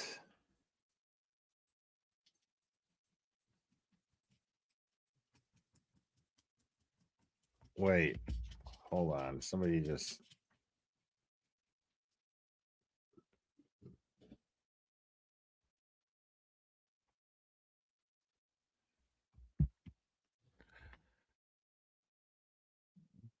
Somebody just sent me something. Hold on, I gotta check it. That's fucking wild, dude. Like, what is going on?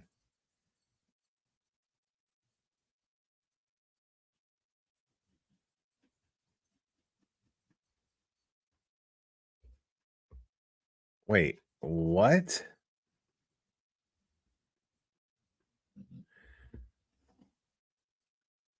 Oh, that could be after the fact, though, man. See, y'all, when you send me shit, dude, please make sure it's fucking credible, dude.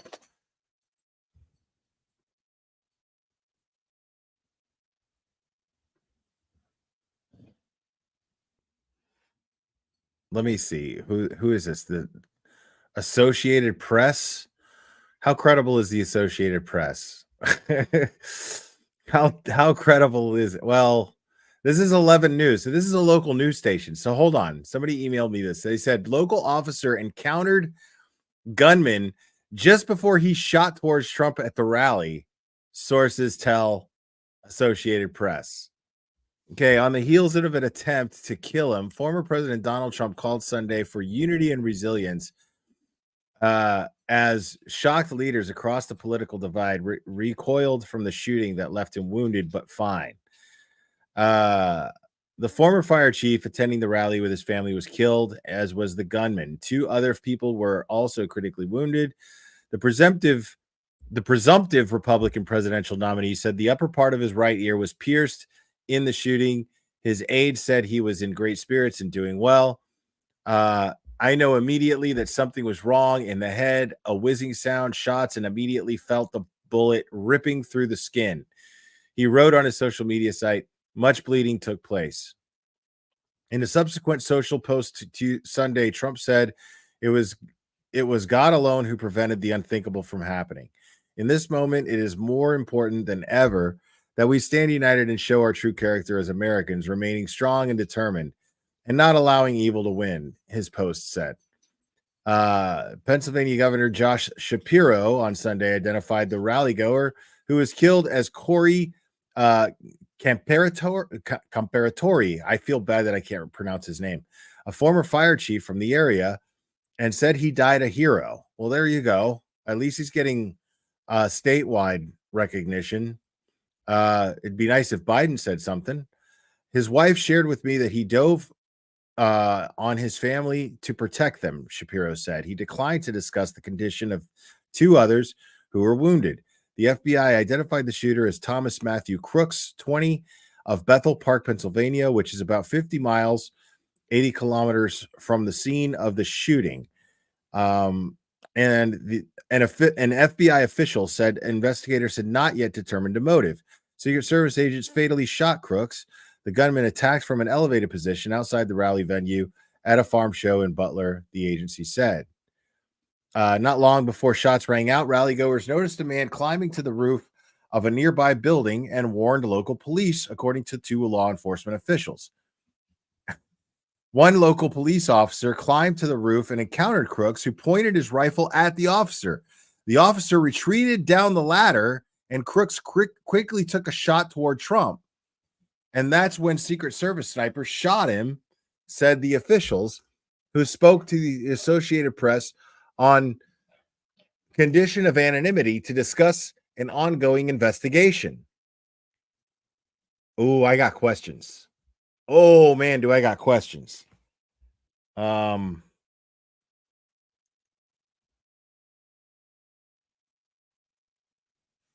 Yeah. One local police officer climbed to the roof. Okay, no, I already read that. The officials told Associated Press that bomb-making materials were found inside Crooks' vehicle and bomb-making materials were found at his home. Investigators believe the weapon Crooks used was purchased by his father at least 6 months ago, the law enforcement officials said. Federal agents were still working to understand when and how his son obtained the gun and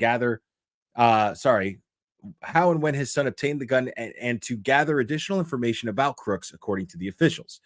Crooks' political leanings were not immediately clear. Records show Crooks was registered as a Republican voter in Pennsylvania, but federal campaign finance reports also show he gave $15 to a progressive political action committee on January 20th, 2021, the day President Joe Biden was sworn into office. Interesting. So it was a liberal, maybe? Authorities told reporters that Crooks was not carrying identification, so they were using DNA and other methods to confirm his identity. Look how fast they got those DNA results. Law enforcement recovered an AR-style rifle at the scene, according to a person familiar with the matter who spoke on condition of anonymity to discuss the investigation. That's interesting. That's interesting. So,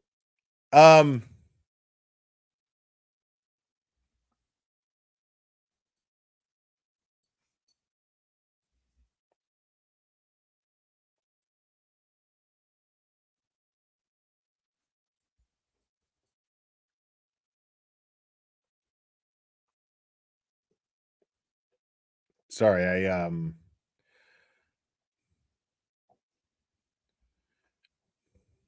I got to read that one more time. One local police officer climbed to the roof and encountered Crooks, who pointed his rifle at the officer. The officer retreated down the ladder, and Crooks quickly took a shot toward Trump.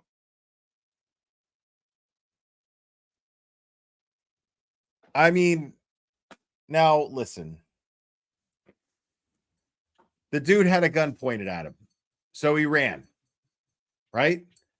But here's the thing. Once he's out of that, the question is, could he have saved Trump's life? Not necessarily by shooting him first, but why didn't he have his gun drawn in the first place? Now, I'm not a law enforcement agent, but I'm wondering why this local law enforcement official did not have his gun drawn in the first place. Second, I'm wondering why, if he ran, okay, let's just say that he had no choice. None of us were there. We don't understand the exact circumstances. So I'm not going to sit here and give this guy shit for running. I'm not going to do that. We don't know what the actual situation was, but I feel like this is what I want to know, because we're not there yet. And I'm going to give him the benefit of the doubt until better notice. But I'm wondering if this former fire chief who bravely gave his life to protect his family, if he could have lived had this law enforcement officer either had his gun drawn and was able to shoot the man first, or if he was able to call and say, I'm on this rooftop, blah, blah, blah, shoot right now. And maybe he did, and it was too late. That's possible, because according to what that says, the man started shooting as soon as he got on the ladder. He started shooting towards Trump as soon as he got on the ladder. So it's quite possible that even still, that officer may have saved Donald Trump's life, because he felt that he had to fire under pressure. This man probably fired under pressure, and that pressure probably saved, possibly saved Donald Trump's life.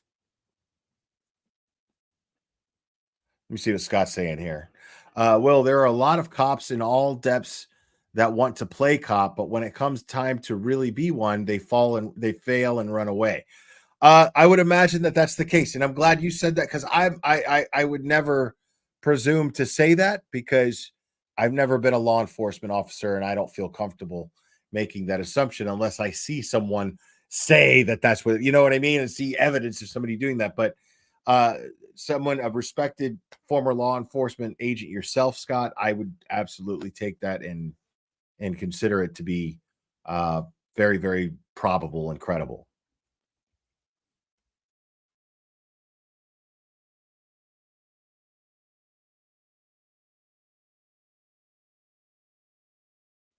And yes, there is the fight or flight thing that takes place. This is very common in the true crime community, hearing that term fight or flight.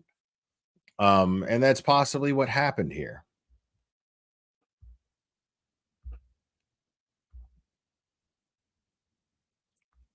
Yeah. Yeah, it looks like I've pissed a few people off with this stream, but it is what it is. If you can't handle my opinions, this is definitely not the place for you, because I don't care who you are. I am at some point going to say something you're going to disagree with. It's just the reality of things. So, but I'm grateful to those of you who have stuck around.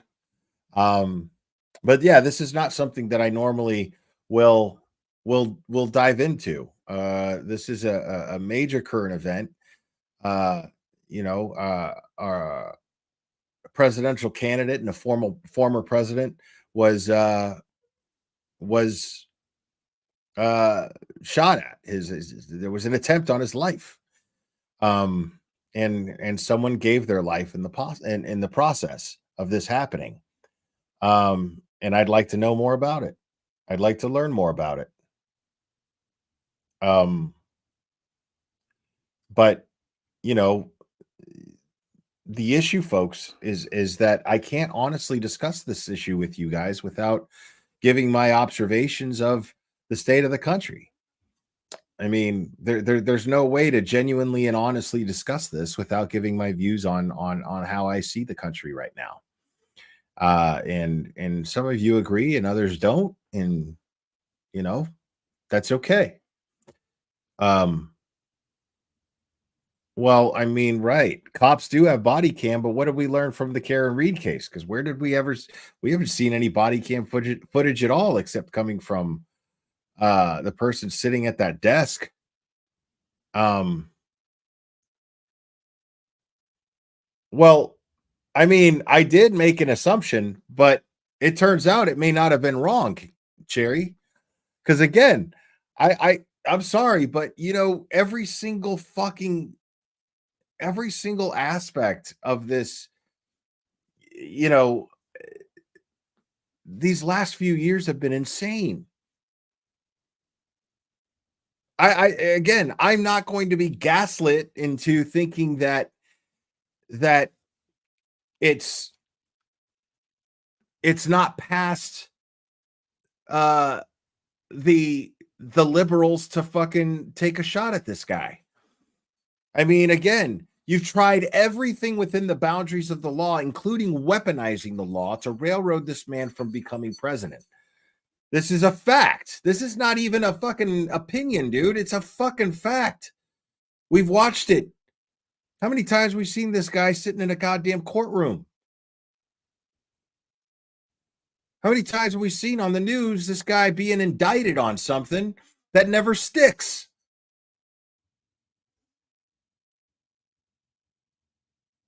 They tried to impeach, and look at the order of events. It's like it progresses each time. The effort gets more desperate and bigger each time. We'll try to impeach him. Well, okay, that didn't work. Okay, well, we'll charge him. We'll get a whistleblower to come forward. We'll get this and that. And then each charge gets bigger and bigger.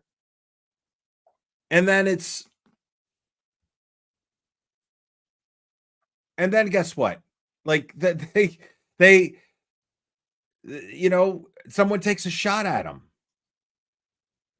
How does that not fall into the possible progress of events here as effort to keep this man from becoming president? Because the dude's campaign is stronger than ever. Before this, I mean, now forget it. The dude's going to win. I'm calling it right now. Trump is going to get elected president, whether you like it or not. I mean, the bottom line, that's just it. The dude is getting elected president. Guaranteed. I'm calling it. Whether you're happy about it or whether you're not happy about it, it doesn't change the fact that it's going to happen. And the only reason that I would think, again, is crazy. I don't even particularly like Trump, but I'm telling you, the only reason that I would imagine at this point that he does not get elected is through some red tape bullshit that they try to pull. Or even fucking going as far as rigging the election. Because I just wouldn't put it past. I would not put it past a party who instead of picking a candidate that they believe in, do everything they can to railroad their opponent. This is something that I've seen consistently over the past 5 fucking years.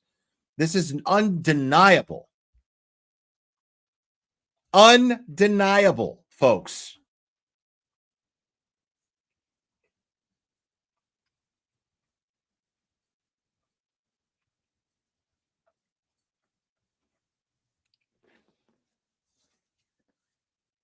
Yeah, of course not. Someone lost their fucking life.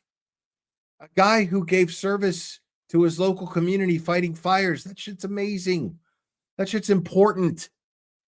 This man was a hero, a local hero, and gave his life to protect his family in a place where he shouldn't have had to do that.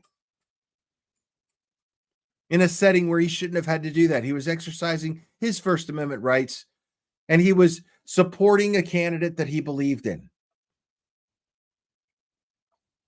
With his family. It was a happy time. And people who go to these Trump rallies, they have a good time. They believe in Trump. They love Trump. Trump gets them all pumped up. And they have a good old time. They watch him dance. You know, they have a good old time. And it's perfectly wholesome.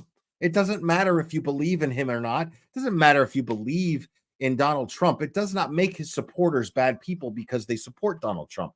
It does not make them bad people. It makes them red-blooded Americans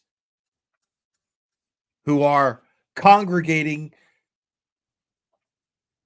in a setting where they all have a like-minded mindset in something that they all believe in. And that should be respected. It doesn't matter what they're celebrating. It doesn't matter. That should be respected. They have the right to do that. There's a reason why it's an American right. It's because it's based on ideals, Christian ideals even. It's based on ideals that you should be able, as a human being, you have the right, the God-given right, to be able to congregate in peace with like-minded people and celebrate in peace with like-minded people, no matter what it is that you're celebrating. Doesn't matter.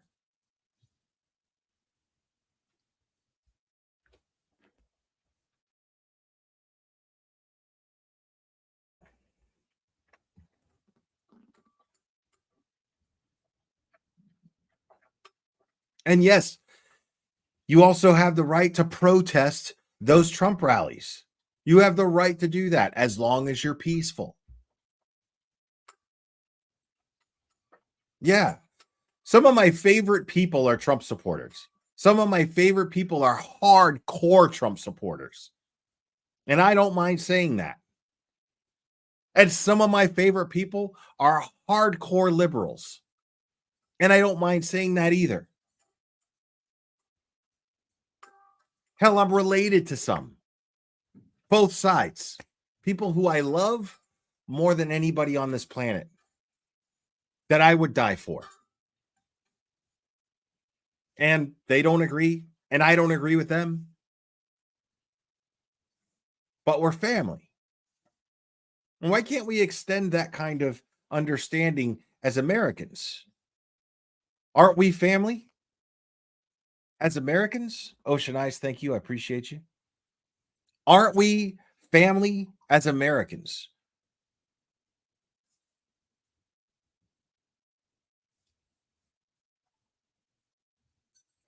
Why can't the simple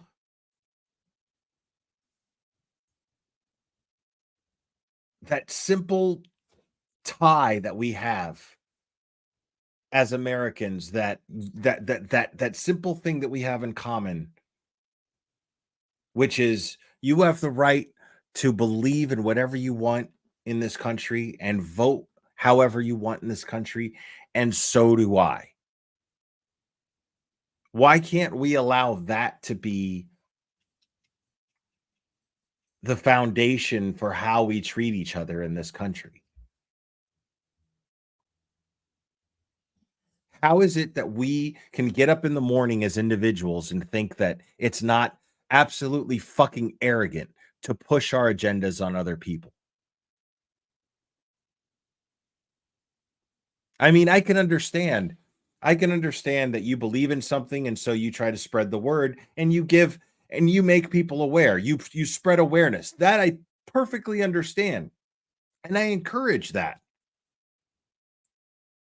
But to hold someone hostage with what you believe in by basically saying, "Hey, you know what? If you don't believe in what I believe in, then fuck you."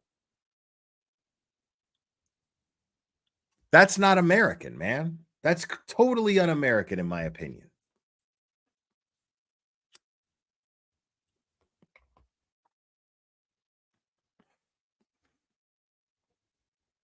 Yeah, and isn't that fucked up? Because the media tells everyone, that's part of it. The media tells everyone that if you support Trump, you're a racist. Right? But the thing is I have enough sense not to listen to the media and to take what they say with a grain of salt. Why doesn't everybody? I mean, of course, I blame mainstream media for a lot. I think that there's a lot of faults in mainstream media, but the problem is that at the same time, you're the one willingly turning it on and listening to it, not them. They're just doing what they do. I'm doing the same thing for fucking they're doing. I'm sitting up here and saying, listen, if you can't handle my opinion, don't watch it. Now, I do believe that journalists have a responsibility of being unbiased, but the thing is they have the right to express opinions too. Each person, each anchor has the right to express their personal opinion. Now, do I think it's unprofessional if you're reporting news? Yes, absolutely, I do. But you're the consumer. You don't have to listen to it. I don't fucking listen to it most of the time. Why do you think I barely know anything about fucking politics? Because at this point, I'm just like, I mean, it's all bullshit. You know, I'm dismissive of it. I'm super dismissive of it.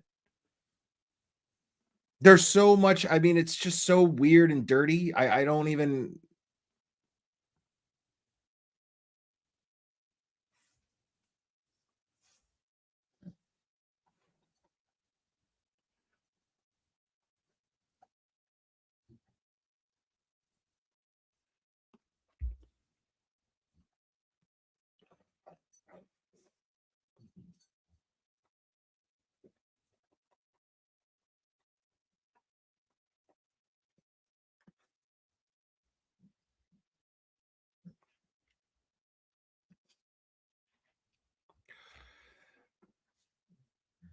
Right. I see that all the time, man. Like I see it all the time. You know, oh man, it's liberal media's fault for this. And it's you know, conservative media's fault for that. And I'm just like, but I don't see it that way because I have enough, maybe I just have the same expectations for everyone. But I have enough sense to take it with a grain of salt. You know, is it frustrating that I can't just get an unbiased opinion? Sure. It bugs the shit out of me that I can't get that. But still, Salvatore, thank you. Most people can listen to mainstream media, but then there's those wackos. Totally. Heather Reed, Rag Reed Rare, thank you so much. Love your straightforward, don't give a fuck about offending anyone attitude. People take things personally and should never be. Hate people dying because they hate their life, or I'm angry at you. Right. I agree. I totally agree. Thank you so much. I appreciate it. I just think it's just such a crock of shit, man. Like, listen, we're just going to continue in the same fucking cycle until we each individually start taking accountability for our own shit.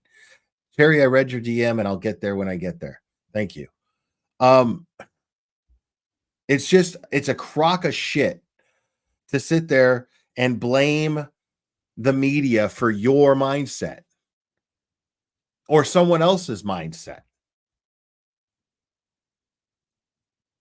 You know what I mean? Like, I think that's foolish. Because I have a lot of gripes with mainstream media, as anybody who's followed this channel for a while knows. I have a lot of gripes with mainstream media, and I'll always call it out. But I could still look at it and just be like, you know, look at this shit. You know what I mean? But I'm not going to sit there and look at a guy who's 20 years old, 2 years well into the way this country already considers an adult, 2 years into what this country considers you to be an adult already, and then, you know, blaming the media for his actions. You know what I mean? To me, it's no different than blaming you know, gun laws for a mass shooting. It's no different to me. Little Irish girl, thank you so much. Best thing I've ever learned: assumptions and expectations will fuck you up. Totally. Yeah.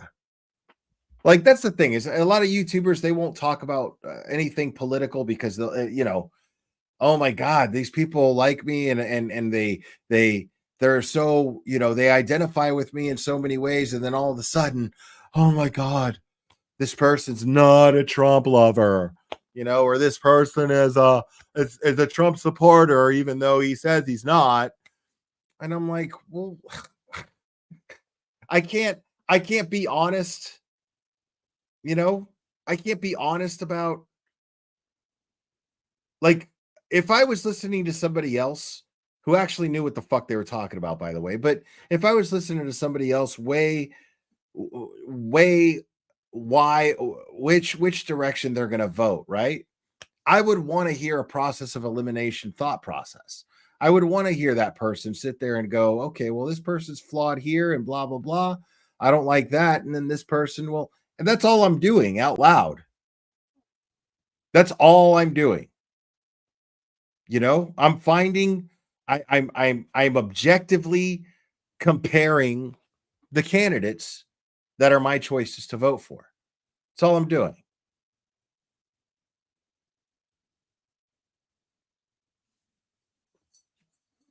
But it sucks that we can't, like, it sucks that we can't just discuss things like this that affect us all, you know, even if we're not experts on it.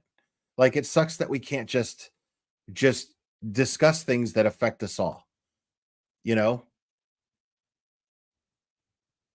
without writing that person off. And I really want to get out of that habit, man. Like, I really want to get out of that vibe, you know. Like, I really don't want that vibe to be an elephant in the room on this channel. I really want people to feel honest, and maybe I got to work on stuff too, and not be so quick to call somebody a fucking idiot. You know, maybe I need to be more objective. Maybe because I try not to do that when it's just something that they disagree with me on. But I mean, I like to think that the only time I ever do that is when they're just ignoring facts, you know, that I know they're aware of. So, you know what I mean? That's about the only time you'll ever see me do that. At least I like to think so. Or maybe there's times where I don't catch myself, you know, but I'd like to be better at that, because I want to give the impression that this is an open door policy, and you should feel comfortable discussing whatever you want here. You know, you should be allowed to express your opinions on whatever you want here. And that should be welcome, even if we don't like it.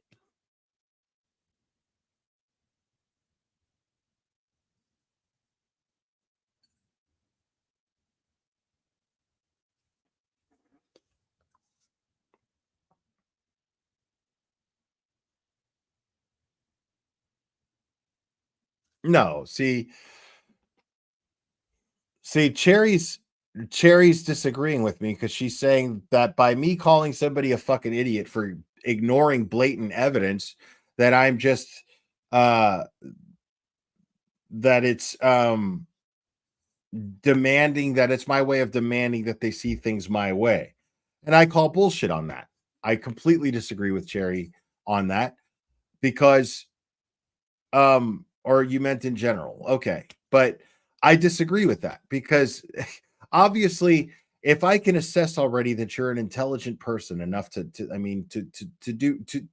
basically to achieve reading comprehension, something as basic as reading comprehension, and then you just ignore blatant evidence that's in your face about a subject or about a case, let's say a crime case, and you ignore blatant evidence,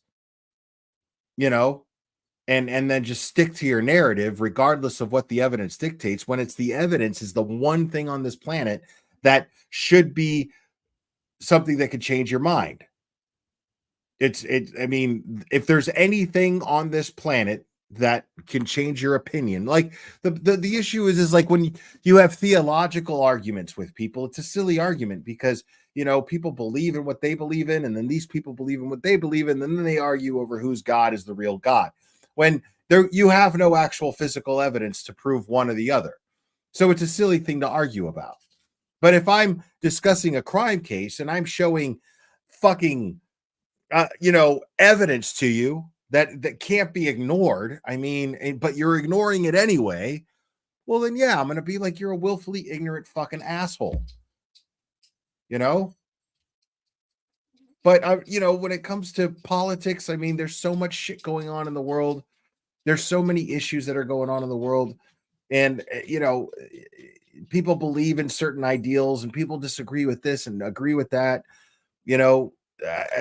There's issues like abortion that people are split on, and that's just never going to change. That's never going to change. As sharp as the science has gotten on that, that's never going to change. People are going to feel how they feel about that.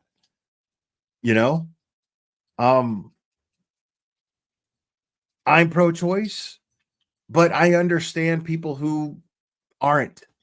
I understand their perspective, and I respect their feelings about it. That doesn't mean that I respect actions that have been taken. It doesn't mean that I respect certain behaviors that come with those opinions, but I respect the opinions themselves. And we should be, until we get to that understanding, each individual person gets to that understanding, we're going to have this division. We're always going to have this division. And one of the biggest problems is our egos, where we just all think, and each one of us has this problem, is we think that, at least most of us have this problem, that we think that our opinion is, we believe in our opinion so much that other person is just not seeing it. They're just not understanding. So we got to push it and push it and push it and push it and beat it in their head until they get it. And that's just not the right thing to do. You're going to have to learn to accept things. An eclectic mind, thank you. There is a difference between facts and magical thinking, opinions, perceptions, cultures, in my opinion. Totally. Of course. I was just using religion and theology as an example as to, how we're just never going to always see eye to eye on that. We could,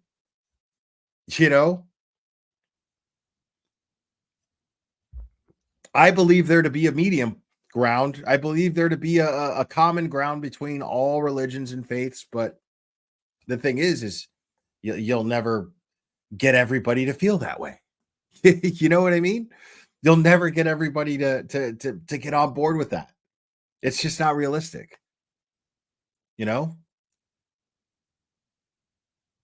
I've got some fucking wild theories, man.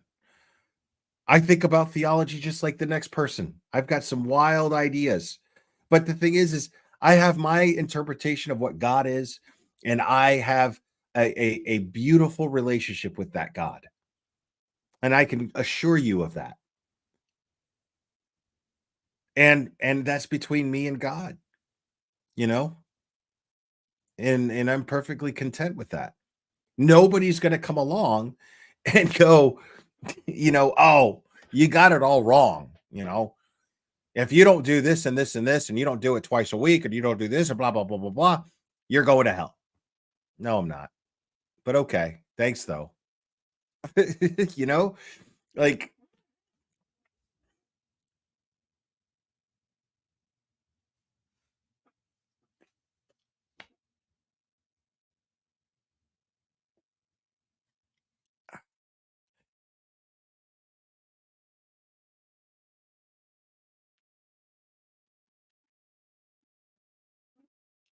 I mean, maybe one of these days I'll get fucking hammered drunk and talk about my theological beliefs and ideas, but probably not. I wouldn't count on that. But yeah, man, I mean, this is just a really weird time to live in. And all we can do is just the best we can. And the one thing that these people who act out like this have in common is that they're more concerned with themselves than anybody else. And they think that their feelings matter and nobody else's do. And if you ask them in theory, they'll be like, no, of course other people's feelings matter, but their actions dictate otherwise. It's always these types of people. It's always these types of people.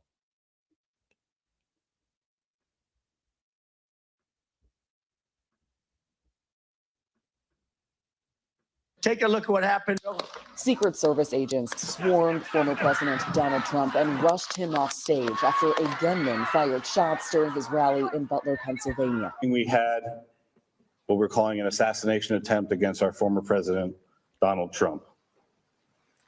It's still an active crime scene. Trump said he was shot by a bullet that pierced the upper part of his right ear.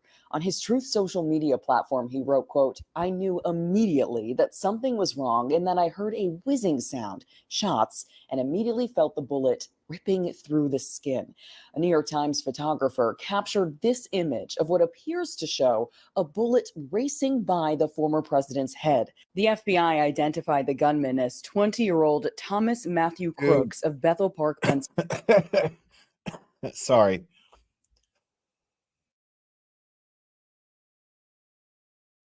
Has anybody ever seen that shit before? I know I've never seen that shit. I've never seen pictures of a bullet whizzing by. I've never seen a bullet whizzing by captured in a still image. I have never, ever seen that in my life.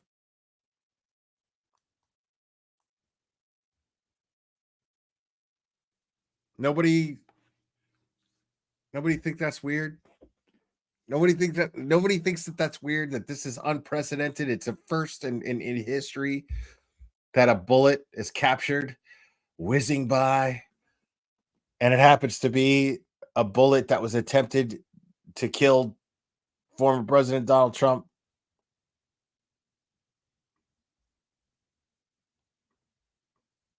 Pennsylvania. They say he fired shots from outside the secure cordoned area of the rally atop an elevated structure. He starts shooting.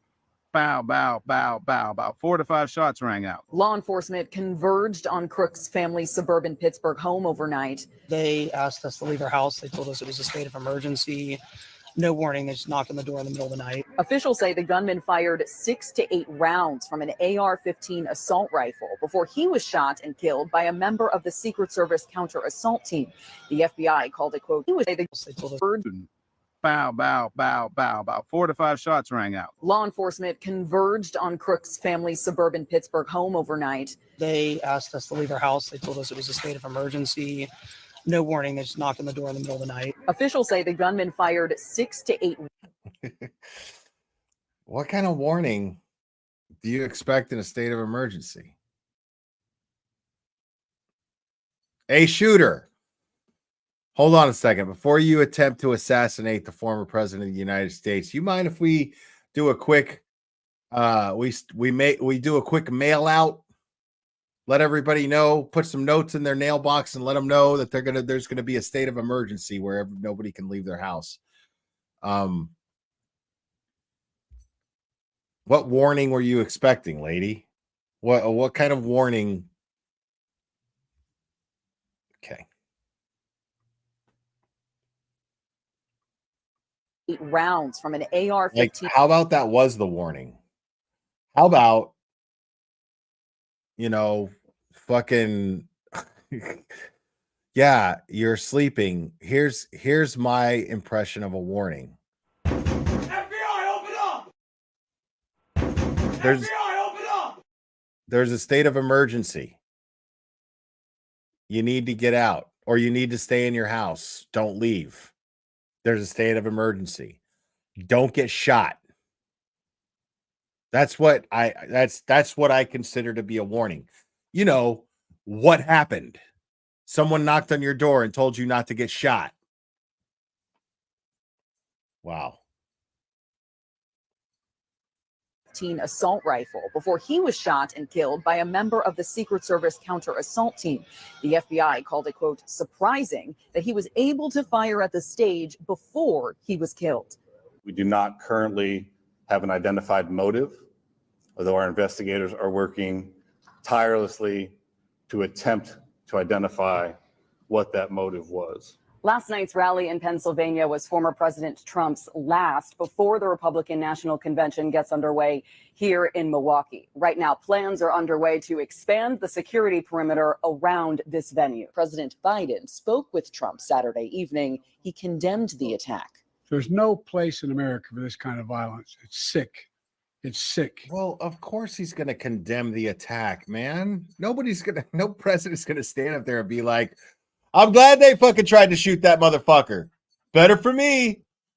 No, dude, of course they're not going to. Of course he's going to condemn it. What do you mean?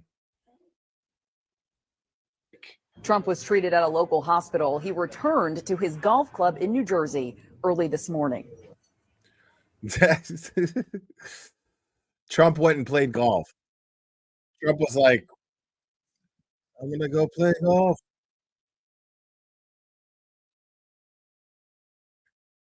Let's hear what CNN former president in Pennsylvania yesterday afternoon.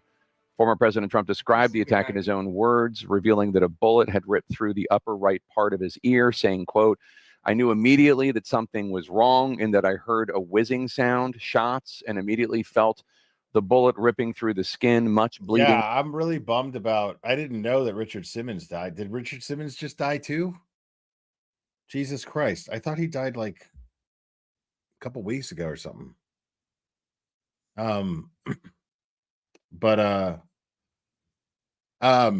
Yeah, bummer, real bummer about Shannon Doherty and Dr. Ruth, man. Like, Dr. Ruth, you know how many ladies have to thank Dr. Ruth?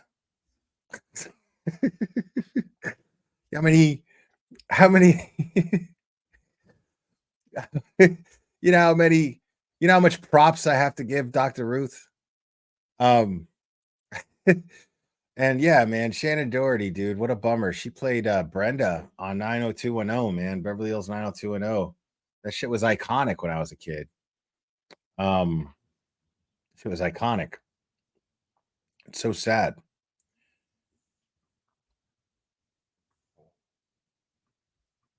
Meeting took place, unquote.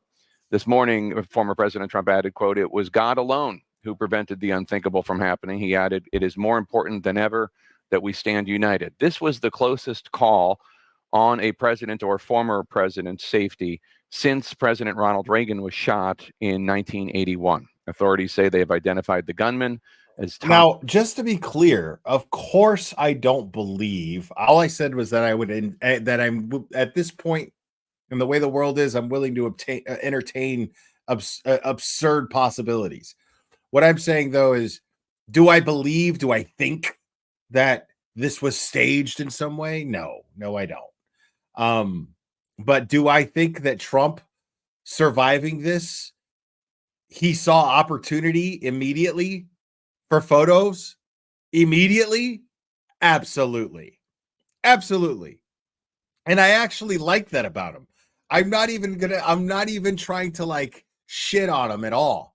Like the dude was like, he took full advantage of a horrible situation and made it work for him.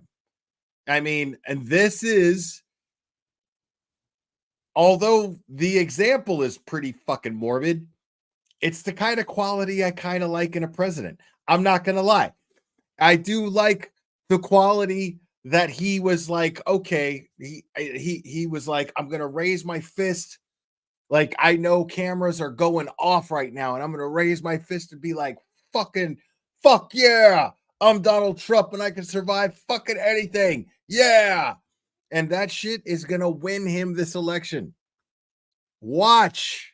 I'm telling you, people who have never voted before, who don't give a fuck or know shit about this dude as far as his policies go, people who never even fucking turn on Fox News, who don't give a fuck about voting, never have voted in their life, are going to vote because of that, because of these photographs. That shit's some inspiring shit. That is some inspiring shit. That you are running for president of the United States. Someone takes a shot at you and you're like, fuck yeah. Give me your worst. Dude, this dude's going to win. There's no denying that. I'm telling you right now, I'm calling the election. It's happening. This dude is going to win. What can the Democrats do at this point? What can they do? They've got nothing.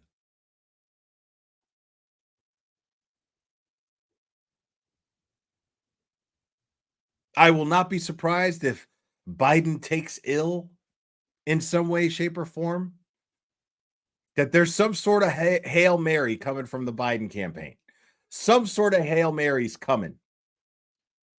Guaranteed. Because this election is still on, folks. They didn't hit pause on this shit. The gas on it just fucking got pushed down to the fucking floor, dude. Like, this is where it's at right now. This didn't pause the election. This gunned it. 0 to 60. The engines are revving. That's what's fascinating about this. Like Trump went, he goes, he gets shot at. He's like, yeah, fight, fight, fight. So many pictures because he's saying the word fight. They catch his teeth on his bottom lip talking about, you know, with his fist pumping. He looks like a badass. And then you know what he does? He goes and plays golf. Ain't nothing but a thing. You know? Got a little Band-Aid on his ear and he's sitting there. Well, you know, I heard the shots and I ducked. What are you in for me? 40 now? $40? Dude, that's the third putt I sank the first time. Dude, that's $60. What do you mean? Anyway, dude, that's what he's doing. Ain't nothing but a thing. Get shot at. What else are these fuckers gonna do? What else they got?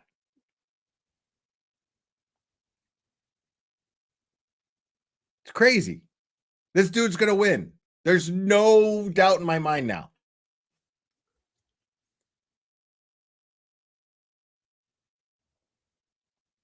Dude, this happened yesterday. Can you imagine? Can you imagine? Dude, there's so many people.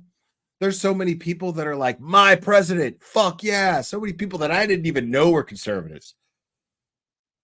That's real. There's people that I follow on Twitter I didn't even know were conservatives that are like, oh my God, fucking my president is awesome. You know? It's crazy. It's wild. Mind-blowing.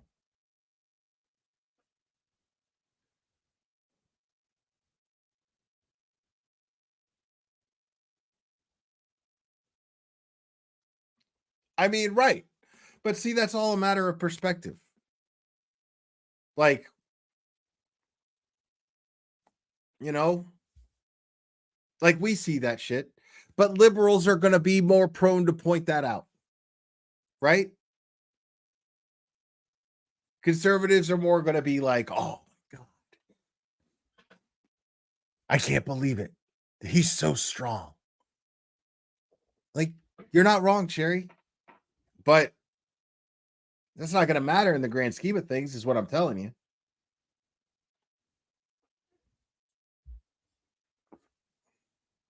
Holyfield got it worse. He did. He did. Yeah. I remember when that shit happened. Dude, I remember when that shit happened. I remember watching the fight live. It's at somebody's house. And he bit him in the ear twice. Tyson bit Holyfield in the ear twice. I watched that fight fucking live. The first time he did it, I go, dude, he just fucking bit him. And you know, everybody was like, dude, Will, shut up, dude. You know, because I was that guy also that talked a lot of shit. You know what I mean? Big shocker. But they were like, dude, shut the fuck up, man. Like, stop it. I'm like, dude, he fucking bit him. I saw it. I just saw him fucking bite him in the fucking ear. Then he did it a second time. And then sure enough, like, you see his fucking piece of his ear is missing.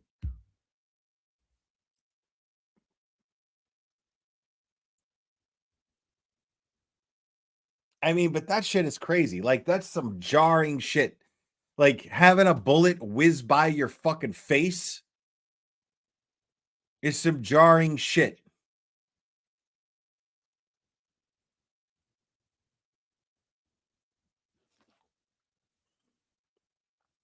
Yeah, the second time he got a hold of it and fucking tore it off.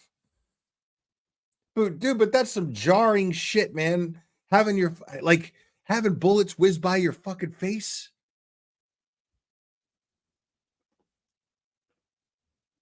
That's crazy. And then you're just going to fucking be like, fight, fight, fight. I mean, that was the best thing that he could have done at that moment.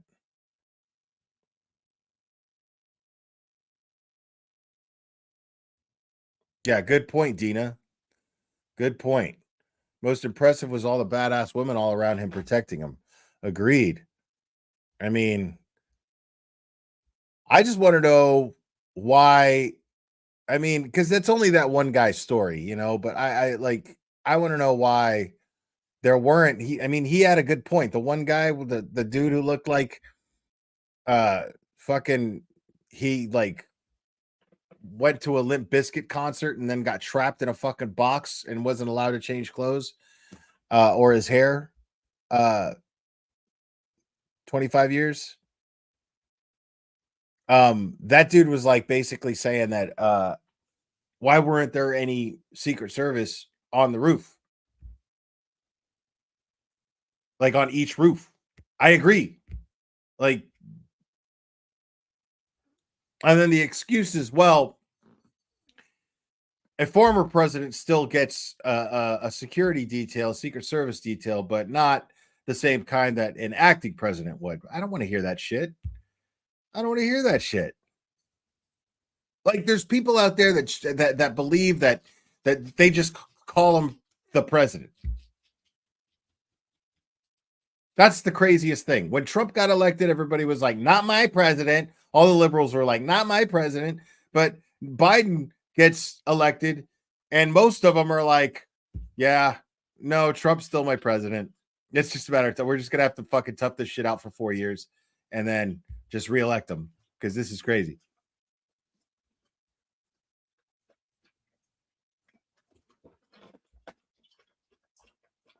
Bro, y'all can hear Clever drinking his water.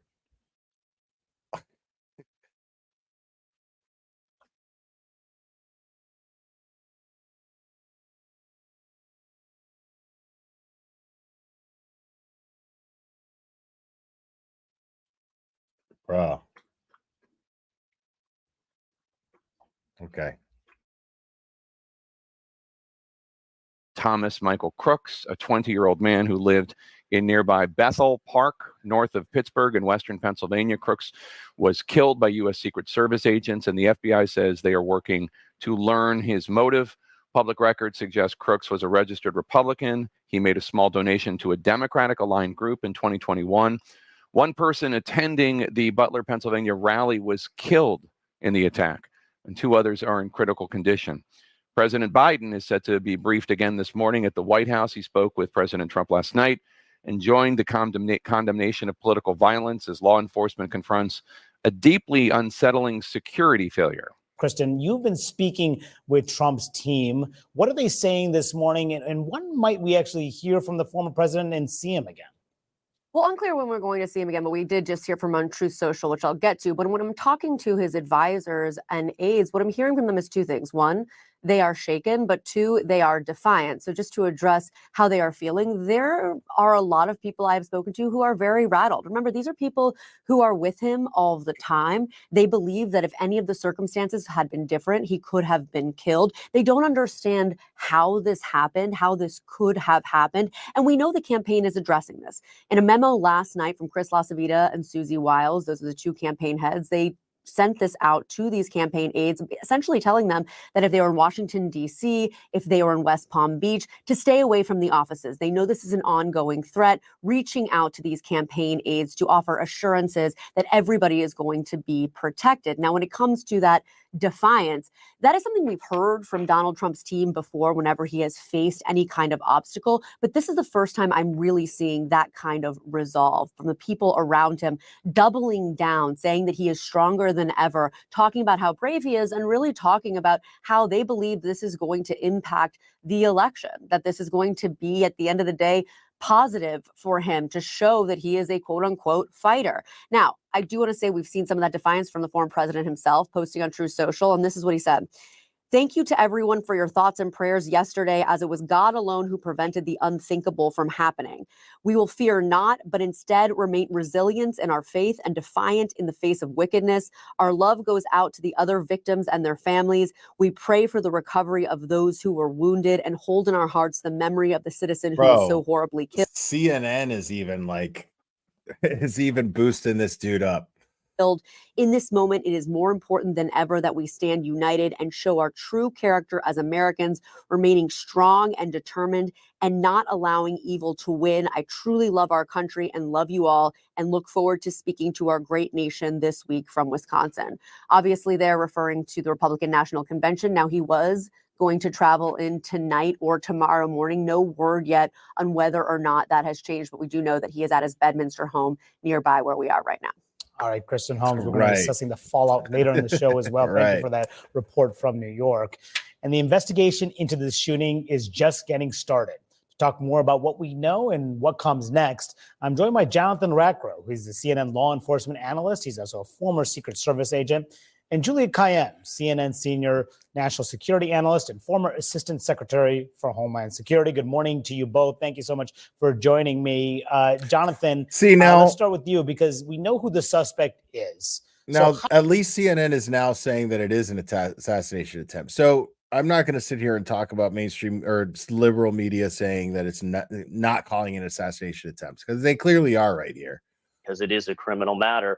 The Secret Service is going to have a parallel investigation really around mission assurance and trying to figure out what vulnerability was potentially missed. Was there a potential lapse in security in their planning to ensure that moving forward that their protective methodology remains intact. But from an investigative standpoint, the FBI right now is looking at everything in this suspect's life. They're looking at all of their known connections. They're looking at all of their digital information to see, is this individual aligned to a particular ideology? Are they politically aligned somewhere that or politically motivated, and they were trying to further some sort of aspect of that. There's a lot of unknowns that have just not come out with this suspect right now. But what we do know is that they had access to a high-powered rifle. They had knowledge of this Oh this my site God, where man. Come they on. were Don't able do to it, get dude. out into an elevated position without drawing the attention of law enforcement. So there are a lot of questions from the investigative side that need to be answered, and that hopefully we'll get some of those answers quickly from both the FBI and the Secret Service. And Juliet, how do you see the investigation playing out? And what is the likelihood that this shooter was acting alone? So we don't know the answer to that question yet, at least from the bio that we know so far. He didn't seem to be exceptionally politically engaged. There's talk about his registration into the Republican Party. We don't know, honestly, if that was because he wanted to vote against Donald Trump in the Republican primary. So there's a lot of questions about his political affiliations, and we'll wait to determine where that leads. But no known evidence now that he was part of a larger network, although, of course, that's going to be reviewed. You know, I don't really believe in the lone wolf theory of terrorism or assassination anymore. These men, generally young men, are getting incited online through a variety of mechanisms. So they'll want to determine, was he in the rabbit hole, so to speak, of the kind of violence that led him to this. I think the second piece, of course, is access to the gun. This was a AR type rifle. We know the controversies around that right now. If there is going to be any criminal liability since he is dead, I have no doubt the investigation will head towards his access to the gun, how he purchased it, how he acquired it, and whether that was lawful. So that's where this investigation is going to go. Evan, the FBI has been warning for years of the rise of domestic terrorism. What are you learning about this investigation? Well, Jake, it is being considered a domestic terrorism attack. Obviously, of course it is. Someone targeted the former president, the person who is the presumptive nominee for the Republican Party in the presidential election. All of that is part of this investigation now. Okay, dude, it is a domestic terrorist act because the dude opened fired at a presidential candidate, because yes, it is an assassination attempt, but he also opened fired in a crowded political event. That makes it an absolute act of terrorism, and it makes it political. Make no mistake about that. This is definitely an act of domestic terrorism. Clearly, an innocent bystander died. 2 others were shot. So, I mean, come on. Of course, this is an act of domestic terrorism. Like, there's no question about that. Now, at this point, you know, the FBI, obviously, the fact that the shooter, the suspected shooter is dead, the FBI is going to have to put together motive and other things that led to this. They're going to have to do this the old-fashioned way. Last night, we know that they went to the home where he has been living. There were family members have moved out of there now, but they're being talked to. There's also search warrants being issued to be able to gather some of the evidence. Again, one of the things that the FBI is trying to do is put together a picture of this shooter in the last few weeks, in the last few days. How long has he been thinking about this? How long has he been plotting this? Did he go to this site to do some kind of reconnaissance before he did it? Where was his training from? Where did he get the gun? All of these things now are part of this investigation. Of course, the fact that, y'all are killing me in as this Lena chat. pointed out, this person got to about a football field and a half distance from this podium. That's another part of this investigation. We anticipate that there's going to be some very, very important questions that the Secret Service is going to have to answer, Jake, because obviously there were some heroic actions by the snipers, the counter snipers, that took him out seconds after this incident began. But the question is, why wasn't that roof, which was obviously within a shot of the former president, why wasn't that swept? Why wasn't that cleared beforehand? Those are big, important questions that have to be answered in the coming days. And guarded. Jake? All right, Evan Bettis, thank you so much. Joining us now, Pennsylvania Senator John Fetterman. He's a Democrat from Western Pennsylvania. Senator, thank you so much for joining us in this horrible, horrible day. What is your reaction to what we saw in Pennsylvania last night, the attempted assassination of former President Trump? It's shocking, and it's a dark day for our nation. Absolutely. I mean, I was in stun. I was actually close by that at the time, and sadly, I was actually in that region to attend a vigil for a trans teen that was murdered there, and it was just a very sad night. And then, of course, I immediately was like, I'm just so glad that Donald Trump is going to be okay, and my heart goes out to people that have lost their lives. And all of that. And it isn't about politics or anything other than just condemn in the strongest kinds of terms about this kinds of violence and where we are at. Yeah, you know this See, part. At least the mainstream liberal media is condemning it publicly, because the problem that I'm seeing is I'm seeing this shit all over TV. Okay, great. Awesome that you're condemning it. Fantastic. But what I'm seeing on social media is liberals like either being like, oh, too bad he missed, or saying shit like, oh, it's a hoax, and it's like, well, I mean, you don't have any evidence of that, like, stop it. Part of Pennsylvania very well. The shooting happened about an hour north of where you live. What are you hearing from federal, state, and local law enforcement, if anything? And nothing specific or anything like that, but I just would like to remind that for me, this isn't about an opportunity for politics or strategy or how this might play out or the visuals or anything like that. Oh, I see what this is. Incredibly dark. I see what this is. So what CNN's doing right now is they're basically doing the whole, we're taking the high road. This is, make no mistake, there's an agenda here. So what CNN's doing right now is they're basically saying, well, what we're doing is we're taking the high road. We're not going to use this for political gain, which we just watched President Biden kind of make this about himself when he talked about it. But at the same time, this whole thing is let's condemn anyone using this for political gain, because they know that Donald Trump is absolutely going to use this for political gain. Why wouldn't he? Of course he is. Why wouldn't he? And I'm not saying that to be anything negative towards Donald Trump. Honestly, any politician in that position would absolutely leverage this for their own gain in the polls. Absolutely. Of course they would. He would be a fool not to. But what they're doing now is very, very slick. B May, thank you so much. This is the time to have opinions. If you feel nothing, that is a problem. I mean, I see what you mean. Yeah, I have opinions, and I'm just managing which opinions I'm going to let you all in on, and which ones I say are none of your fucking business. So you're hearing some of my opinions, you're just not hearing all of them. But this is very, very fascinating, because the liberal media here is very, very it's very, very slick right now.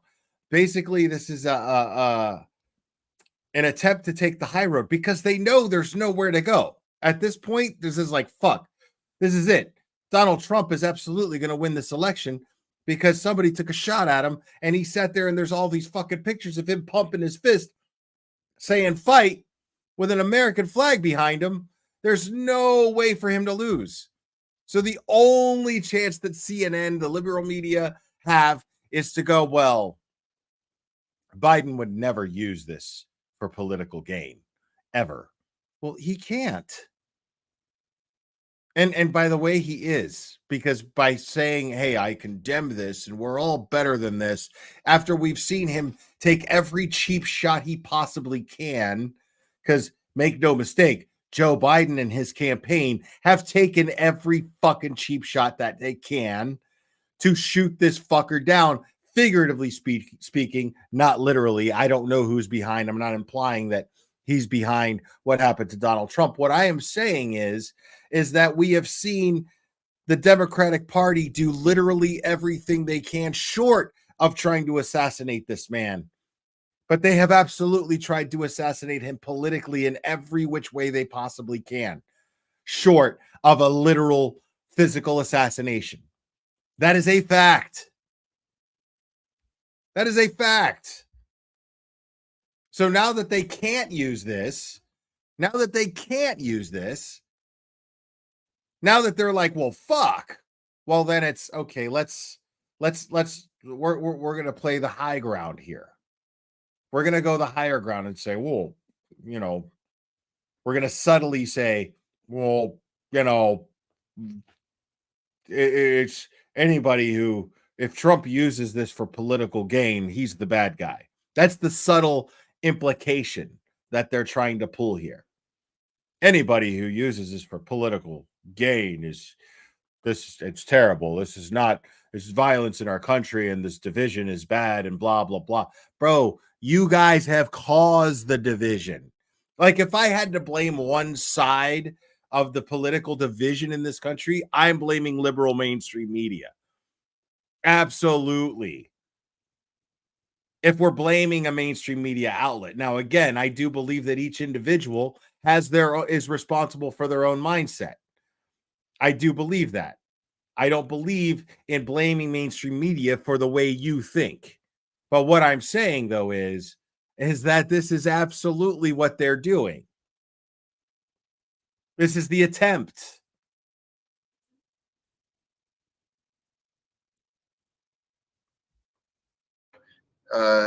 Day for Pennsylvania, but for our nation as well too.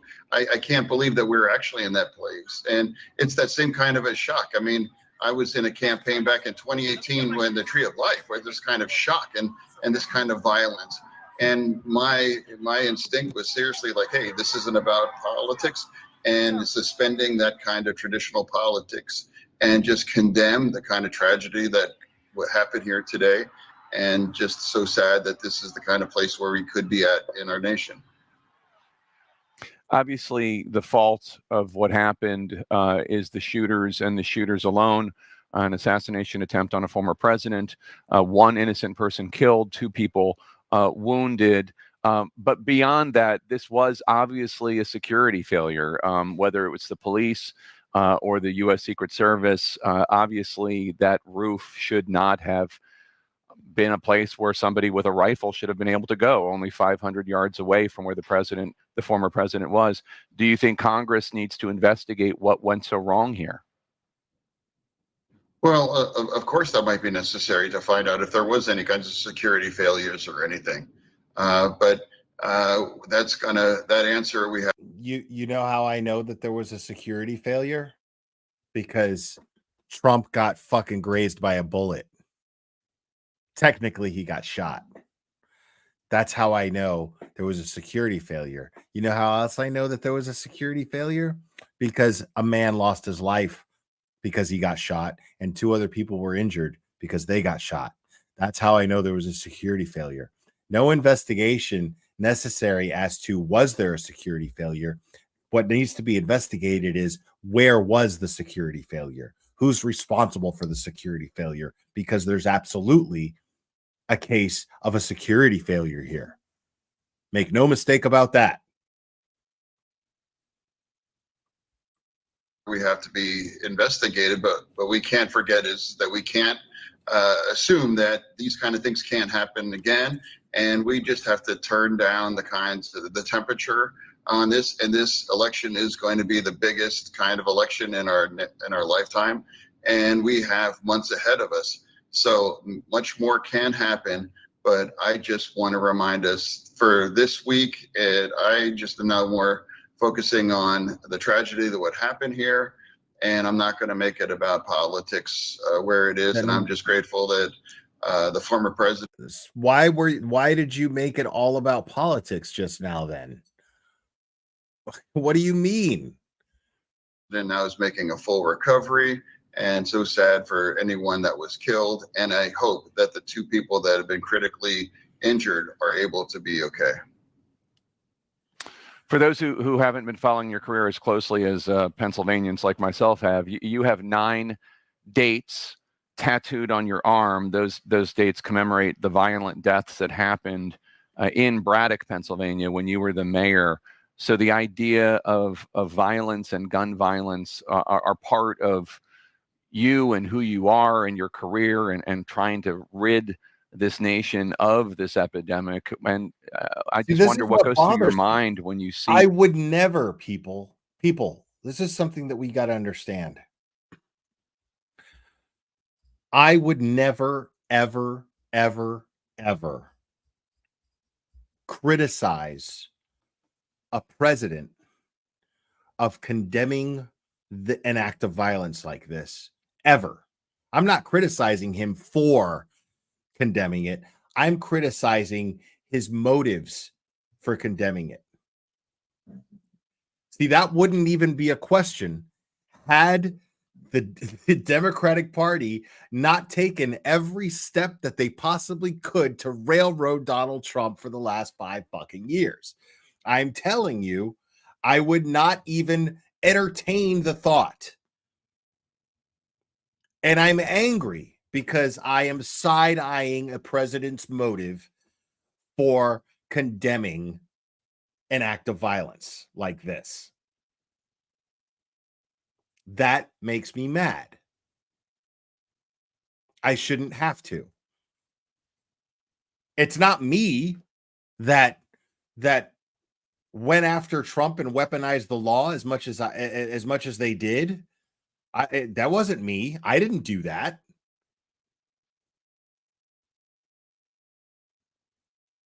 But had they played fair, had they not done so much whining and bitching about this man, instead of just taking steps to inspire, get a candidate that they like, and inspire the country, instead of doing that, they decided to focus on destroying this man politically in every way they possibly could, doing everything they could to keep him out of office. So therefore, based on all of those actions, based on being and playing this game so fucking dirty for as many years as I've watched them do it, of course I am side-eyeing the motives behind Biden publicly condemning and CNN publicly condemning this act of violence. Sorry. And I wish I didn't. I wish I didn't. I wish I did not condemn or side-eye the motives here. I wish I didn't. I hate, as a patriot, I can't fucking stand that I'm looking at the president of the United States going, oh man, come on, dude, really? The problem is I don't believe him, and that is his party's fault. It just is. None of you are at fault, but that is the Democratic Party's fault. Who else? Who else is to blame? Who else is to blame? Because if things had just run in a nice traditional way, if the Democrats just had a candidate that they just loved and they believed in and focused on showing how much this particular candidate loved their country, if they just focused on that all of these years, I wouldn't be looking at this like,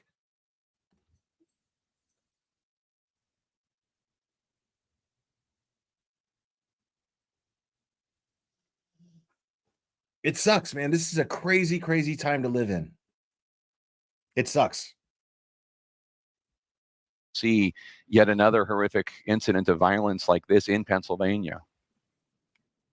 It's just heartbreaking again, and what you're referencing. Yeah, they're there. No, it is, and violence, whether it happens because of a gun or because a child was beaten to death because of how she identified and all that, and it's just heartbreaking. I mean, my drive back home last night from northwestern Pennsylvania I was just incredibly sad, and I wasn't in. I just can't believe that this is the place where our nation is there, and because we have this election coming up. I just it's hard to really understand. See, And that's why I don't buy this shit, though. You know, it's because, like, dude, like your whole rhetoric has been attacking. It's never been, hey, coming from a positive place. I don't believe you when you say, oh, there's this division in this country. It's so bad. I don't believe you when you have been arguably the number one contributor to it.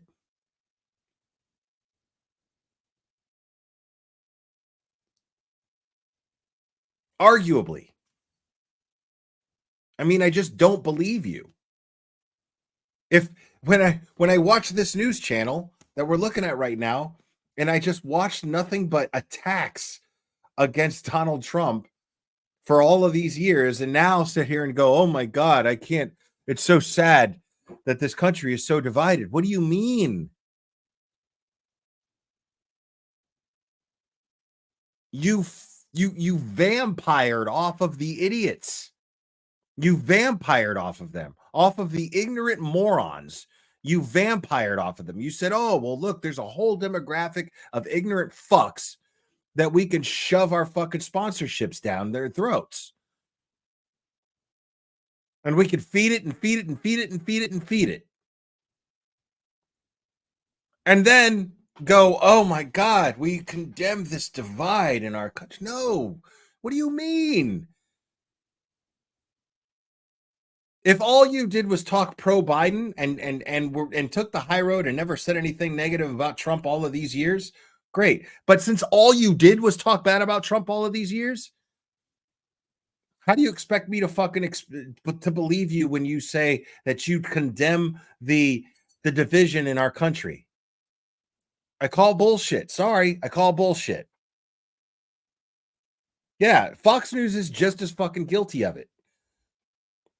I would be saying the same thing if somebody took a shot at Biden. I'd be saying the same fucking thing. Make no mistake about that. I would be saying the same fucking thing. LJ, member for a month. Thank you so much. So great we can all talk about it without any BS. That's me too, man. I'm really grateful that we can.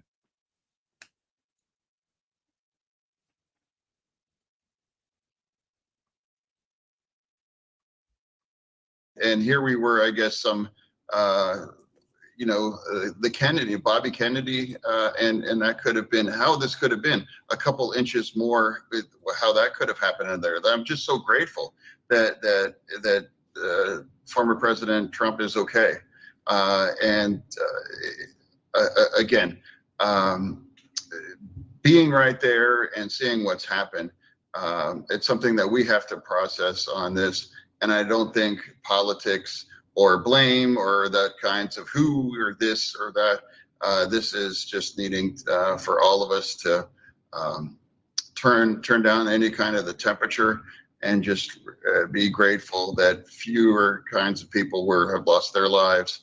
And now we can't remember that all the kinds of countless events that are going to be part of this gigantic election, that we have to make sure that this can never happen again. Joining us now to talk more about everything is the former chairman of the Senate Homeland Security Committee, Senator Ron Johnson, Republican of Wisconsin. And let's just start with the horrible news, your reaction to what happened yesterday. Well, here's a little bipartisanship. I think what Senator Fetterman said, he said well. It was shocking. It's sad. You know, my tweet was pray for President Trump. What's funny is I'm not discussing politics. I'm barely discussing. I'm talking about political aspects. Like there are. What we're talking about is it involves politics, but we're not actually talking politics here, are we? We're talking media, aren't we? We're talking agendas in the media, but we're not actually talking politics. At no point have you heard me discuss my opinions on any economic or social issues that I agree with or disagree with, except I did say I was pro-choice. But I'm not trying to push an agenda here at all.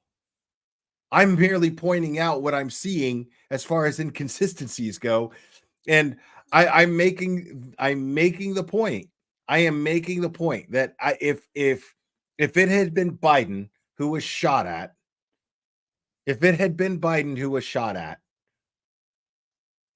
and Fox News was doing what CNN is doing right now, I'd be saying the same fucking thing about Fox News. And I'd be saying the same fucking thing about conservative, about the Republican Party. I mean, I would be.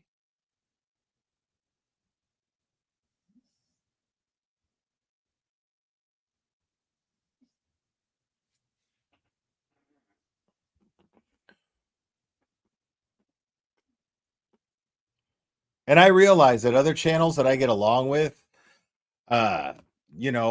might disagree with certain political things that I'm saying. And if they choose to define their opinion of me based on that, that's their problem. I have no problem with anybody or their political opinions, and I will not allow that to affect my opinion of them. Because that would be silly, in my opinion. That would absolutely be silly. If there's a channel who I've been getting along with, and then all of a sudden I do this live stream, and then they're like, "Fuck the glare," well, that's them, not me, because I don't, I don't care what your political affiliations are. I don't care what your political opinions are. I honestly don't.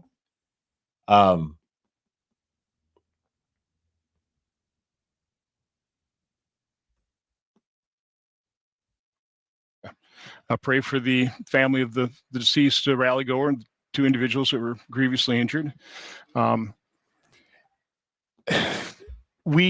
If this moment can turn into a moment of healing and unity, if people can understand what's at stake, and the road we're going down, is President Lincoln that said, "A house divided against itself cannot stand." I've been saying for quite some time, as much as we're not addressing our debt and deficit issue, I think the greatest threat to America right now is the fact that it's just so ridiculous, dude. Like, this is the play, really?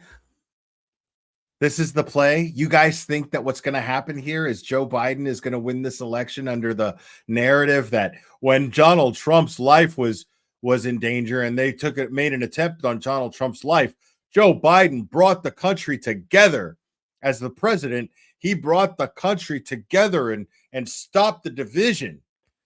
Dude, you don't get to be a major part of that division and then be like, well, no, this division, it's no good. I mean, you can do that, but the thing is people are going to see through it. You know what I mean? People aren't as stupid as you're treating them, and that's going to be a problem. That's going to be a real problem.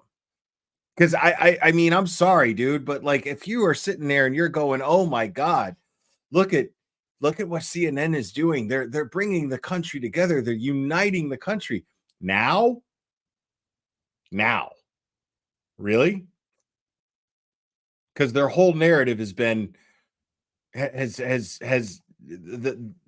casualty has been division. I have been saying so many times how the problem here in this country is the division, that we can't just accept each other's political beliefs and just be okay with each other. And now, all of a sudden, one of the most ruthless distributors of information that has led to division in this country is now condemning the division. I sorry. I'm just not buying it, man. I'm just not buying it. And I'm not going to play along. I'm not going to play ball. I'm not going to sit here and play ball and be like, "Oh, well, shh. They're doing it now." No, sorry. Just not doing it. I'm not going to play ball along with what the narrative is and contribute to. See, to me, that's the same as voting because I don't want to take away from votes over here. Voting for this person because I don't want to take away from votes. No. I'm not doing that, man. I'm just not doing that. That's not in my fucking nature. You know?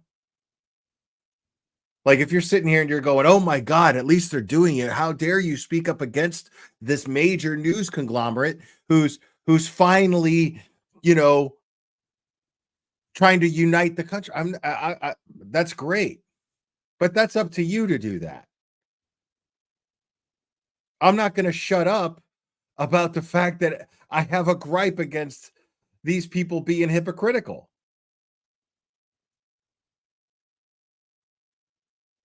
Because again, if this country is divided, I'm not blaming them. I'm blaming them. I'm calling bullshit on what they're doing right now is all I'm doing. But make no mistake, if you can't sit here and respect someone else's political opinions and live with them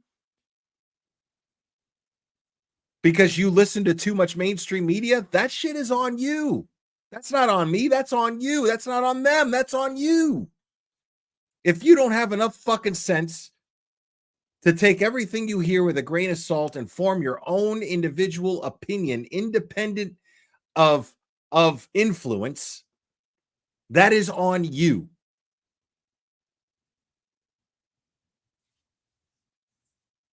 So I'm not going to sit here and be like, oh, you know, we need to support them because they have such a large audience, and we need to support them actually making this effort. Fuck them and their effort. Fuck you and your effort. No, kiss my ass. You people need to simply not buy into this division because you have fucking brains. Not because they say so or these people say so, because you have a brain and you can see how silly it is to be divided based on political interests. Silly. That's on you if you can't do that. It's not on CNN and that's not on Fox. That we're horribly divided. But the good news, Jake, is there's no reason for us to be divided, honestly. If you consider the main goals in life, most Americans, most people globally are in agreement. We want safety, we want security, we want enough opportunity so we can provide for ourselves and our family. Let's focus on those areas of agreement. Let's turn this moment into a moment that helps us down that path of healing and unity. That's certainly what President Trump tweeted today on Truth Social. Absolutely. There needs to be more unity. In terms of what went wrong, and again, obviously the fault lies entirely with the shooter, full stop. Right. But that said, there is an entire agency, the U.S. Secret Service, who is charged with keeping people like President Trump safe. Obviously law enforcement as well in Butler County. There are questions about what was done.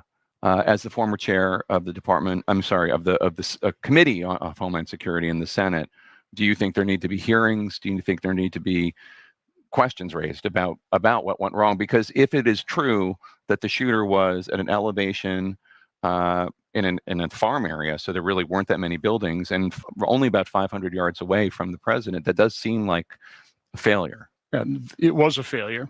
There will absolutely have to be congressional oversight hearings. I mean, I think first you let the investigation proceed, conclude, and then the Department of Justice, Secret Service, FBI need to be completely transparent. I mean, completely transparent. They haven't been so in the past, so that we can take a look at that, and so the American people can have comfort that this has been fully investigated and we know exactly what happened here. We've learned that the shooter was 20 years old. He's from Western Pennsylvania. His name was Thomas Matthew Crooks. He was a registered Republican. He gave $15 to a Democratic-aligned group. Other than that, we don't know much more about him, those of us in the public. Do you know anything more? No, but one thing I do know, and this was one of my first reactions, when it happened so fast, I turned on the TV, the incident was over, you could see that President Trump was okay, we didn't know about the deceased person at the time. But my first thought was, President Trump knew exactly the risks he was taking running for re-election. He knew he'd be vilified. He probably didn't understand the full extent of lawfare. He realized his life would be at risk. But he did it anyway. And you know why, Jake? because President Trump loves this country. And that's the other thing I would say about his supporters, those rally goers. That's if there's one attribute the Trump supporters have in common, they fervently love this country. And so they do. If the rest of America can understand that about Donald Trump, about the people who support Donald Trump, I think they love this country as well. There's a good place to start the healing and unification of this country. We need to understand that about each other. You were already concerned about the security situation at the convention this week in your home state here of Wisconsin. What additional precautions are you urging the Secret Service to take? And are you confident Milwaukee will be safe this week? Well, they already did respond to the concern we had with the gathering area. They've moved that away. They've listed up. All right, that's enough of that. People, I am definitely fascinated with the state of this country right now. And I mean, I'm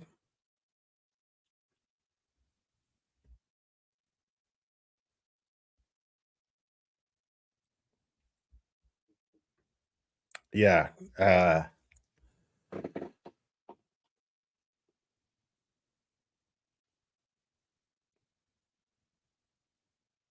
I mean, I'm really glad that Donald Trump is okay. And I'm sorry for the folks who were hurt and the gentleman who died and his family. And I hope that the injured are gonna pull through. But it's really sad that I'm not surprised. That's what makes me mad, is that I'm not surprised by this. This is, I mean, think about it, folks. We just watched these two presidents. This is the second time we've seen them debate, right? And we watched these two bicker at each other like small children. It's embarrassing, frankly. It's embarrassing to listen to these two grown men, elderly men, sit there and insult each other like small children. So I'm supposed to be surprised that things have escalated to this point, considering everything else that we've seen happen between COVID and all of these other scenarios that have taken place. This is the craziest shit I've ever seen in this country. And maybe I was too small to really understand a lot of the other stuff that was going on at the time.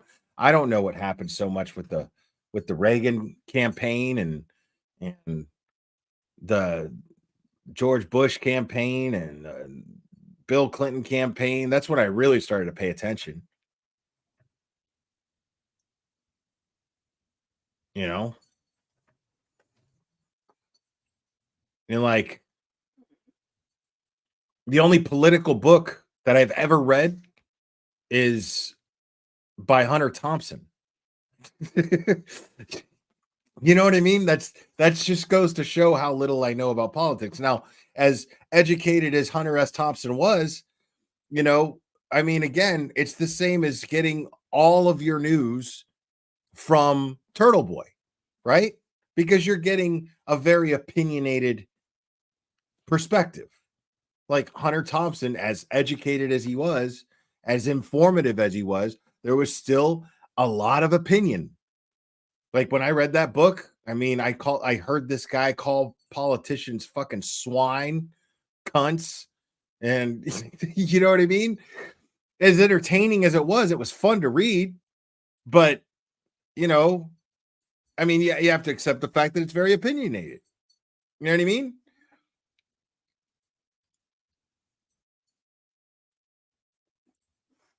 Yeah, it was called Better Than Sex. And it was sold as like his efforts to like win an election for sheriff somewhere in Colorado, but it was really about his influence on the Clinton on the Clinton campaign because he hated both Bill Clinton and George Bush, and he like, and they showed, and there was a lot of like faxes. Him and Clinton would communicate via fax, and just reading those conversations were really funny. But that's the only political book I've ever read. That's it.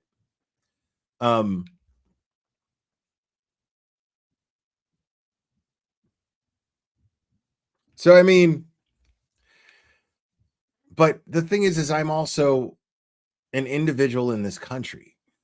You know, I'm a very simple guy who lives here, and I have concerns, and unfortunately my education limits me to having a limited opinion, and I have a nose for bullshit, and when it comes to the things that I see, and I see a lot of bullshit happening, and it bugs me. It bugs me to see something like this being turned into a political strategy, and the irony of it is like the only person who's earned this to be has earned the right to spin this for political gain is Donald Trump. Hell, he was shot at. Technically, he was shot. I think he earned the right to spin this into a political gain. On a moral level, he absolutely has earned it. You shouldn't have fucking shot at him. If you don't like it, well, blame the person who shot him. That's it. That's the only person that you could blame, because he is a politician and he is running for president. And this is about the best thing that could happen to a person running for president, is to survive an assassination attempt with nothing but a flesh wound and have pictures taken of him with his fist up in the air right underneath the blanket of the American flag. So if Trump gets elected president, you don't get mad at him for using this for political gain, using this incident for political gain, because it's not his fault. It's not his fault. But I mean, what are you going to do? Like, think about it. It's the same thing with Turtle Boy. What did you think Turtle Boy was going to do? You throw him in jail. What do you think he's going to do? Think you're to scare him off? No. Now that he's done time in jail, he was a political prisoner in Norfolk County. That's a fact. They threw him in jail to shut him up, and he got louder. What do you think is going to happen now? You try to shoot Donald Trump to shut him up. You think he's going to just shut up? You think he's going to get scared and run away? No way. He's going to use this, as he should, as he absolutely should.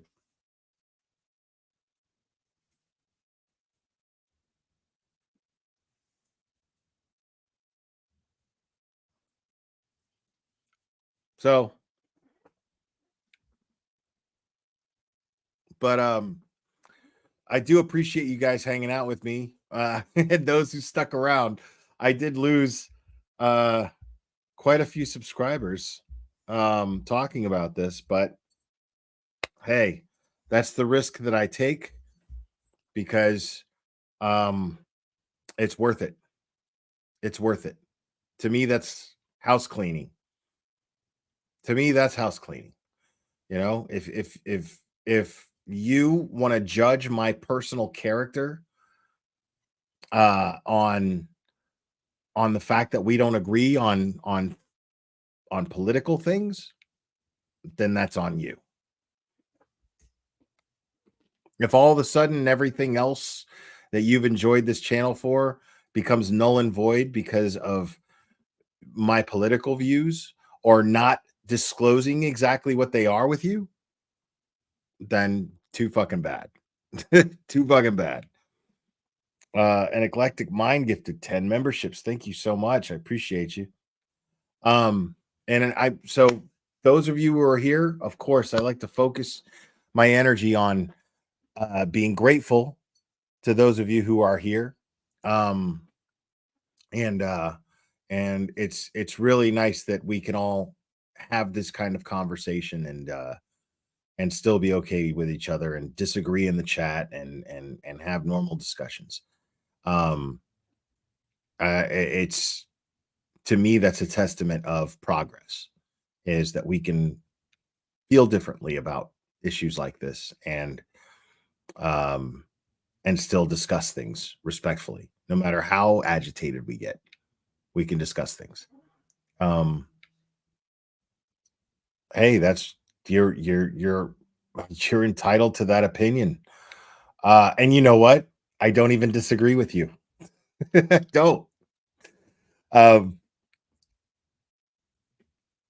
Oh, I don't apologize. If I said I'm sorry, I don't actually mean it literally as though I'm apologizing. It's more of, I'm sorry you feel that way. But at the end of the day, too fucking bad. But anyway, guys, I do love you guys very much. Thank you guys for all your support. Actually, it reminds me, because of the super chat thing, even though they're coming through here, all the other ones did, but they're not showing up. It's really weird. They're not showing up on my in my analytics. So I don't know if I'm gonna ever see that or what, and it's fine if I don't, but thank you for going the alternative route. Those of you who did. Let me read a couple off here.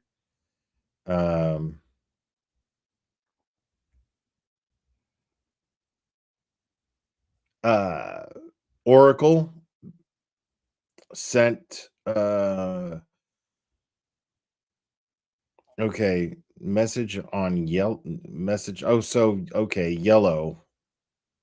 I see you in the chat. Yellow Truth Seeker. I have to check that. Okay. Thank you. And Case said $2 for me to stop complaining. You're going to need a lot more than $2 to get me to do that. But thank you. I appreciate it.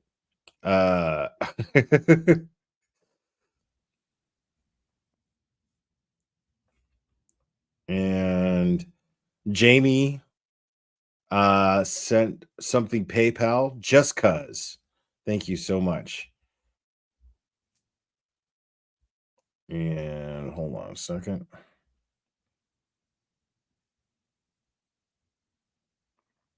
So Carrie sent, thanks, Will. You'll get this one. Fucking YouTube. Awesome. And Scott sent, you are a great American and God bless Donald Trump. Thank you so much. I appreciate that. It means the world to me. You guys are amazing.